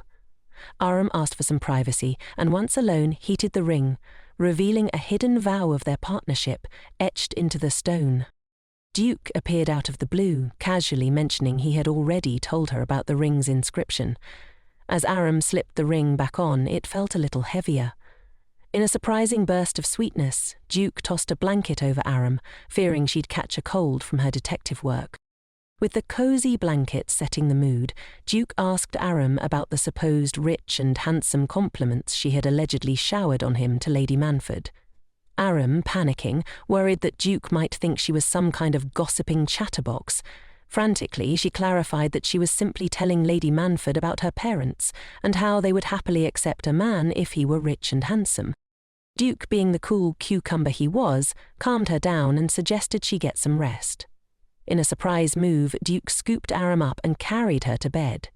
As they lay there, Aram went on a full explanation spree, assuring Duke that she loved him for who he was on the inside, not just for his wealth and royal status. Duke, apologizing for causing a ruckus, assured her that even if she had married him for his fancy perks, he wouldn't mind. And then came the mushy moment. Duke hugged her tight. Duke dropped the bomb that he'd make Aram empress if she wanted. Aram hit him with a hypothetical. What if she started loving him for his riches, and then he lost it all? Duke, ever the calm one, basically said, "Let's not cry over spilt wealth, just go with the flow." Morning rolled in, and surprise, surprise, heavy rain outside. Aram, eager to escape Manford, felt a bit down. Duke broke the news that they'd be stuck there for another night. Logan popped in with a bunch of documents, and Duke decided to put in some work, taking the day off. Aram, bored out of her mind, tried reading but couldn't focus. She suggested to Duke that she visit the birdhouse. Duke told her to take a guard with her. As Aram ventured outside, she bumped into the Manford lady in the hallway. Small talk ensued, with Aram mentioning she was heading to the greenhouse. The Manford lady, suddenly interested in horticulture, asked if she could tag along. The two ended up sitting in the greenhouse like they were on some awkward plant date. The Manford lady, probably trying to be polite after her previous rudeness, asked Aram about her day. Aram wasn't exactly thrilled about hanging out with her, but hey, safety in numbers, right? The Manford lady, doing her best apology routine, said sorry for being a bit rude the other day. She revealed that there had been some things going on at home, and Aram, being the understanding soul she was, shared that the message had even reached Duke. However, it seemed things had gotten a bit tangled along the way. Aram reassured her it was all good, even if Millard had been giving her the stink eye. After their chat, they decided to explore the flower wonderland around the greenhouse. Aram, stumbling upon some gorgeous white flowers, was in awe. But the Manford lady pulled the classic "I've got chores to do" excuse, holding a pair of scissors like she was on a mission, and left. Left to her own devices, Aram teamed up with the green-haired girl Julia, who showed her the bird scene. Aram, feeling like a bird whisperer, started feeding them. Just when things were getting chirpy, the green-haired girl pulled a plot twist. She tried to attack Aram. Luckily, Aram's guards swooped in like a boss, blocking the attack and yelling at Aram to run. With a painful cut on her hand, Aram ran for her life, which, let's be real, she had to. The guard, showing off her dagger-throwing skills, tossed one like they were playing some wild game of catch. But then the Manford lady popped up like she was part of the action movie cast. Aram, now fully suspicious, accused the Manford lady of being in on the whole "take Aram down" plan. She warned her to keep a safe distance and made a grand exit from the greenhouse, throwing the dagger for good measure. As Aram sprinted away, pondering the craziness, Duke, with his superhero senses, sniffed out her blood trail. He raced towards her, scooped her up, and dashed back to the palace. Back at the palace, Isabel, always ready for a crisis, went into nurse mode. Duke licked Aram's wound until it magically closed up. Forget band-aids, it's all about vampire saliva. Aram, probably exhausted from the wild run and vampire healing session, took a quick nap. When she woke up, she found Duke by her side, looking like he had just binge-watched 1,000 sad movies. Isabel, bringing news, mentioned that the guard lady wanted to see Duke, but Aram, not feeling the socializing vibe, asked Duke to stick around. So Duke, in his "I'm the boss" mode, pulled the bed curtains like he was creating a VIP lounge for Aram. Duke then summoned the guard lady and called in the dynamic duo, Manford man and lady. The guard revealed that the assassin had chosen a shortcut to the afterlife, leaving everyone puzzled. However, they had nabbed the Manford duo for this circus. Manford man, unleashing his inner drama queen, screamed about the Emperor's wrath and how they would pay for this. Logan scolded the guard lady for kick-starting the whole mess. In the middle of this shouting fest, Duke walked in, and silence fell like a royal decree.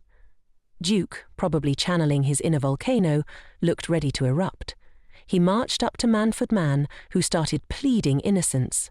Duke, deciding to give Manford man a taste of his own medicine, grabbed his broken arm and gave it a royal squeeze, causing the man to cry like a baby. But Duke wasn't done. Adding a dash of artistic flair, he slashed Manford man's face. Voila! Now he looked like a potato carved by a 5-year-old. Just as Duke was about to turn this into a face-painting party, Logan, the peacekeeper, intervened. He reminded Duke that, as much as Manford man deserved it, they needed information first. Duke, reluctantly putting away his art supplies, shifted gears to serious business. The royal interrogation. Manford man, still in full drama mode, bawled his eyes out, claiming he knew nothing about the assassin. He made the classic deflect and blame move, throwing his wife under the royal chariot, insisting she handled all the hiring drama. But the Manford lady wasn't about to take the fall. She too played the blame game, claiming fingers at the head maid, claiming she had recommended Julia without knowing she was an undercover assassin.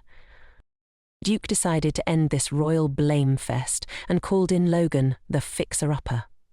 Orders were given to Logan to escort the Manford duo to the basement storage room, our royal timeout. Duke strutted away, leaving behind the chaos. The next morning, Aram woke up feeling surprisingly spry. Isabel, with her soup game on point, brought a bowl to Aram. But why soup for just a tiny cut on the arm? Confusion set in. Isabel, suddenly apologizing for not acing her protection duties, looked uneasy. Aram checked if the guard lady's hands were still in tip-top shape. Good news, they were. Night fell, and once again Isabel delivered another bowl of soup to Aram. As she sipped on her mystery soup, Duke walked in, sporting a bathrobe like he had just conquered a royal mud wrestling match. He looked tired, probably in need of a spa day. When Aram offered to cook something for him, Duke rejected the idea, claiming she needed to preserve her energy. Sensing Duke's bad mood, Aram pulled the classic, "I'll go brush my teeth" excuse, because good oral hygiene is a royal priority. When she returned, Duke was still sitting in the same gloomy position. Concerned, Aram, ever the caring empress, asked the big question. "What's eating you, Duke?" Duke sighed and apologized, swearing that he'd protect Aram from any harm. He admitted that revenge was like his royal duty or something. He then revealed that he had messed up the faces and limbs of their enemies and thrown them into the temple prison. But Aram, not a fan of watching people get crispy in some revenge plot, suggested they make a swift exit at sunrise instead. The next morning, Pope delivered news that central investigators and fact-finders were descending upon the town. Surprise, surprise, they had to extend their stay in this drama-filled town. Aram, probably thinking she was trapped in a never-ending royal soap opera, revealed to the investigators everything they needed to know, just when she thought they could finally escape. More troubles knocked on their royal door, forcing them to stick around a bit longer. In the midst of all this, as Duke toiled away in the office, Aram strolled in with a genius plan. She suggested they shake things up with the religious fanatics who believed Duke was their vampire god. Her master plan was to convince them Duke wasn't the real deal, hoping they'd lose interest. Duke, torn between wanting to protect Aram's peace of mind and appreciating her cleverness, agreed to discuss it with Logan. Aram, puzzled by Duke's conflicting emotions, was left in confusion. In full-on cheer-up mode, Aram crafted Duke a flower crown, but he was about as excited as a zombie at a disco. Feeling defeated, Aram decided to drown her sorrows in some liquor. Things took a wild turn. Aram, embracing her inner party queen, drank herself into a state of regal queasiness. Duke arrived just in time, escorting her to bed. Trying to be supportive, he asked if she wanted to pack a few bottles for the road, considering her newfound love for spirits. Aram, now unleashing her frustration, questioned Duke about the prolonged pit stop and why he kept her in the dark.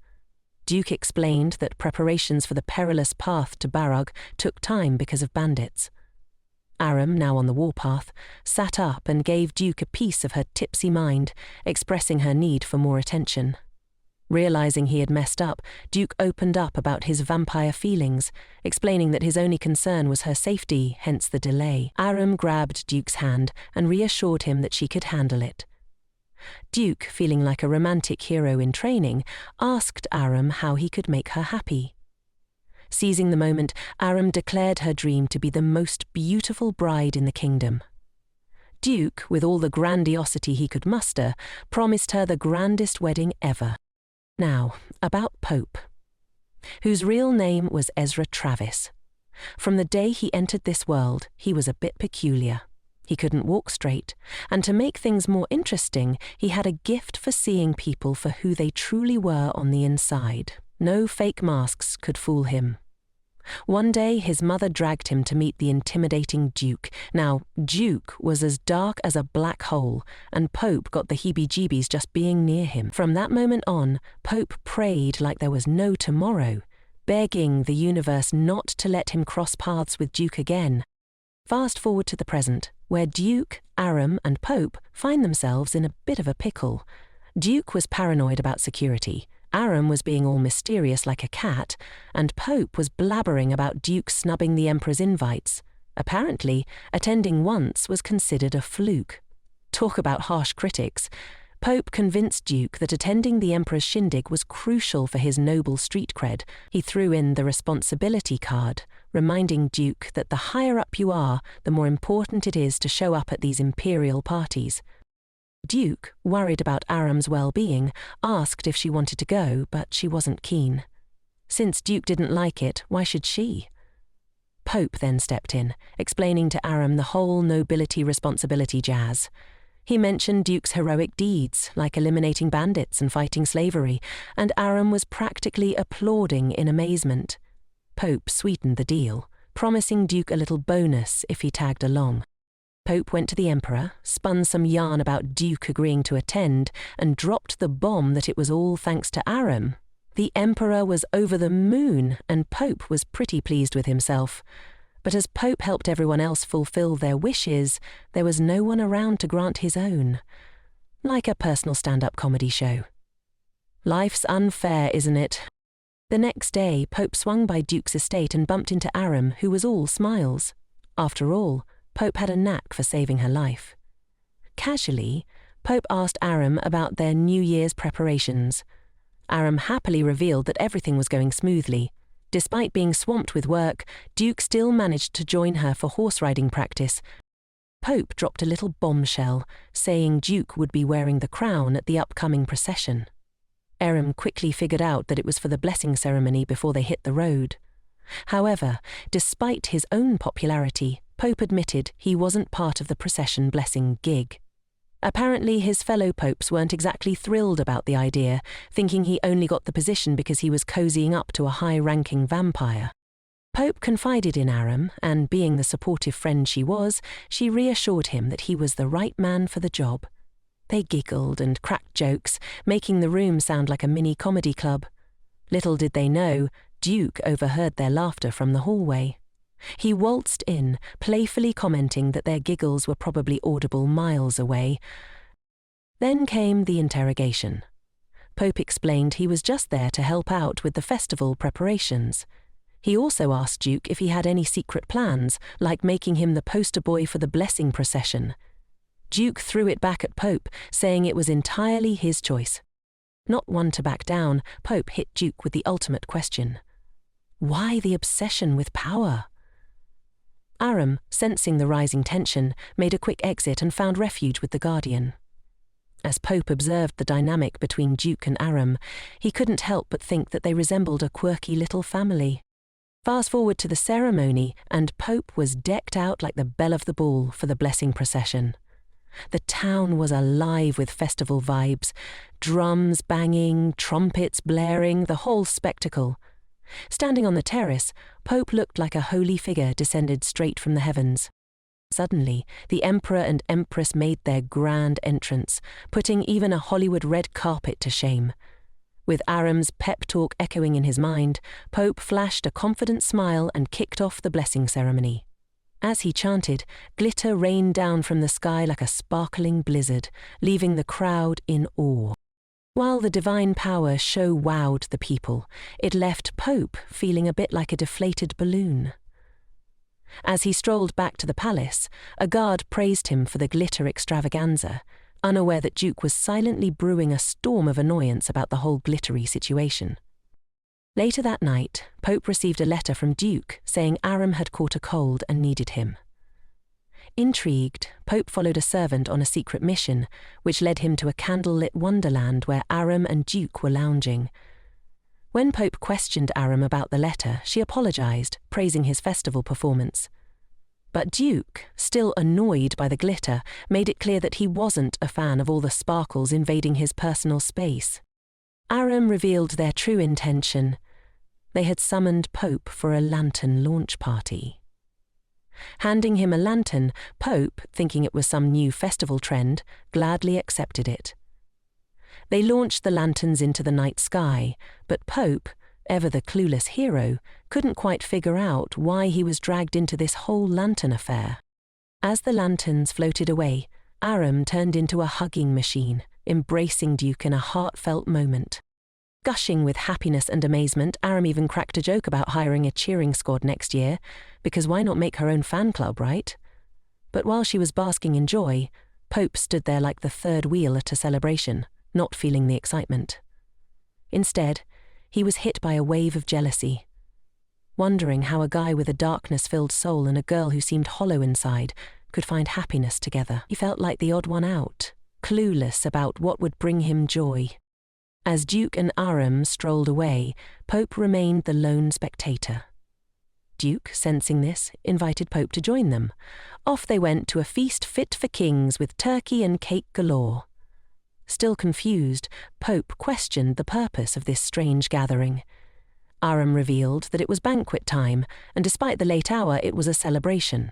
Pope, still puzzled, asked if they were really serious about throwing a banquet at such a time, but Aram and Duke kept their real reasons mysterious.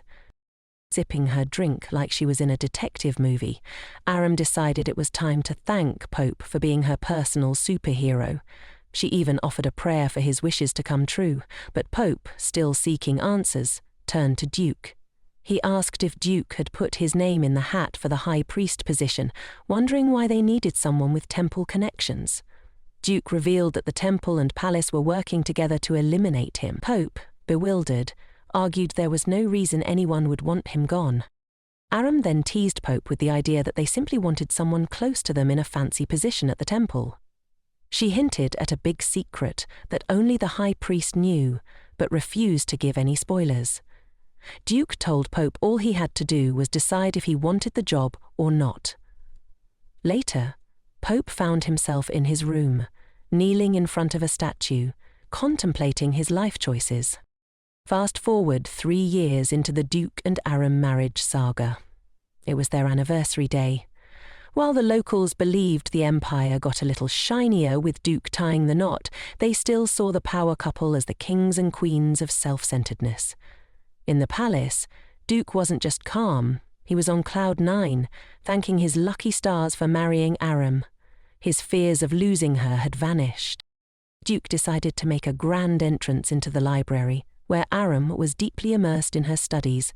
She threw some gossip about an expedition to Demon Island at him, but Duke had other plans. Ignoring her chit-chat, he scooped her up for a romantic kiss. However, Aram, ever the sensible one, stopped the affection, pointing out that hallways weren't the place for such shenanigans. But with no one around, they indulged in a brief smooch session. Duke then revealed more about Demon Island, explaining that it earned its spooky name because it was inhabited by people with brown skin, a rarity in the empire. Aram, unfazed, casually mentioned that people with brown skin were common where she came from. But then, getting serious, Aram pointed out the empire's lack of a port, a significant issue. Duke, ever the master of dodging serious conversations, ignored her concerns and slipped into his playful and mischievous mode. The next day, Pope was doing a happy dance because Aram revealed her second plan. However, Pope found himself in a mental pickle. He craved that warm, fuzzy feeling he got from being around Duke and Aram, and wondered if becoming a high priest might be his golden ticket to achieving it. Meanwhile, in Dreamland, Duke was trapped in a dark and twisty nightmare about Aram's grand entrance to the palace. When he woke up, expecting to find her by his side, he was instead met with her wide-eyed stare. Duke, anxious about Aram's connection to Demon Island, feared she might pack her bags and leave him. Ever the quick thinker, he planned to woo her with gifts from the island, and maybe even track down her parents, if they were still around. The next day, a chatty traveller arrived at the palace, recounting his journey.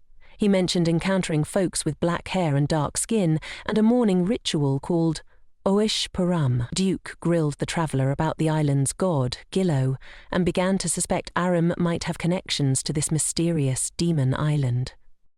Later, as Duke and Aram rode in a carriage to an unknown destination, Duke couldn't hold back anymore and asked if her hometown was, in fact, the infamous Demon Island. Aram shut the idea down, claiming she had never even heard of their god. Relentless, Duke asked if she missed her hometown. Aram admitted that she did, and even missed her parents. In turn, Duke opened up about his unhappy childhood, revealing he had no hometown of his own. Then, Duke, ever the nosy investigator, asked for every juicy detail about Aram's life. She finally spilled it all. Fast forward to noon in the palace, and Duke's mind was in overdrive, trying to process everything Aram had shared about her hometown. The strange technologies she described, night bulbs turning darkness into day, were beyond his comprehension. Duke, ever the skeptic, couldn't decide if her story was wild fantasy or pure truth. Adding to the mystery, Aram dodged every question about the exact location of her hometown. Frustrated, Duke called on Pope for any 411 on Aram's origins, but Pope couldn't recall the details, claiming they were from way back when. Desperate for answers, Duke prodded Pope for his thoughts on Demon Island people. That's when Pope dropped a bomb. Regardless of how Demon Island folks looked, they weren't empty vessels like Aram. According to Pope, Aram had a soulless vibe, moving around like a puppet guided only by memories. Later that night, lying beside a sleeping Aram, Duke couldn't shake the worry that she might be from a third world. He already knew about the existence of light and dark worlds, but was now concerned that Aram might belong to some other realm. And worse, that she might want to return to it if such a world existed. As insomnia and anxiety became Duke's new companions, he noticed a dark raven perched on his windowsill. The next day, Duke was in full-on worry mode, terrified that Aram might just leave him. To keep her by his side, he pulled a classic move, stopping her from going to a friend's birthday bash. Like a master chess player, Duke suggested they take their vows instead. Aram, caught off guard, had expected Duke to wait until she was 80 before making such a move. With his anxiety skyrocketing, Duke sat Aram down for a serious talk, holding on to her like she was his life. He asked the big question straight up. Was Aram from another world? Aram, the dodgeball champion, chuckled and expertly dodged the question. But Duke pressed on, wanting to know why she kept avoiding the topic. With a strong game face, Aram finally gave in. She explained that if she told him the truth, about being teleported to their world after getting hit by a car, it would sound like a cheesy novel plot. With a grin as wide as the Grand Canyon, she assured Duke that he already knew all her secrets. Duke, overjoyed, probably did a little happy dance in his mind. They shared a romantic moment, sealing their little secret session. Fast forward a couple of years, and Duke and Aram now had a little son named Wen, who had just turned 2. At a fancy family dinner, Wen had questions. He wondered why they were eating breakfast while other royals were still asleep. Aram, being the wise mum, threw him a curveball and asked if he'd found a girl to hang out with yet. But Wen wasn't into the whole dating scene, and Duke, sensing this, assured Aram that Wen would find his way eventually. Wen wasn't having it, though. He stormed off from the table, probably feeling the weight of being the Duke's son, people talking smack, giving him the stink eye and all that. Up in his room, Wen was deep in thought, hating the idea of going out just to please the masses. He knew that someday a girl would come along, but he could already predict the gossip and judgment behind his back. Enter Juan, Travis's kid, barging into Wen's sanctuary, begging him to come out and play. Juan played the annoying big brother card and wouldn't take no for an answer. At the festival, Wen was majorly stressed about what people thought of him. Every laugh felt like a personal attack. Poor guy. But then, out of the blue, a girl waltzed up and asked him about his festival partner. Wen admitted he didn't have one, too nervous to ask anyone. Another boy swooped in, yelling at the girl, reminding her that she'd agreed to be his partner instead.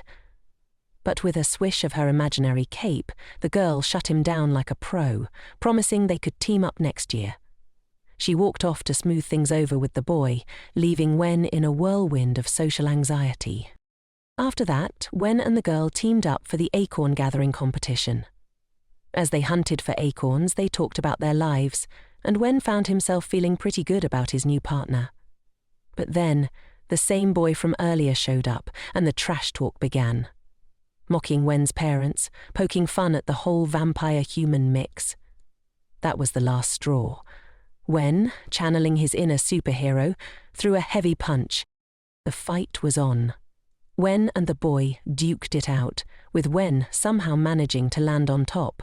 But just then, Duke got the metaphorical bat signal and swooped in. Instead of going into full Hulk mode, Duke calmly assessed the situation, scooped Wen up, and whisked him away to the palace. Inside, Mama Duke went into full worry mode when she saw Wen's battle scars. They called for the Pope, but it wasn't the legendary Ezra this time. There was a new Pope on the scene. Soon after, the boy's parents were summoned to the palace, and Duke, in his usual wise manner, demanded an explanation. Aram took the reins, grilling the boys for details. Wen, sensing the impending doom, couldn't find the courage to tell the truth, so he pulled the classic tears and it's all my fault routine.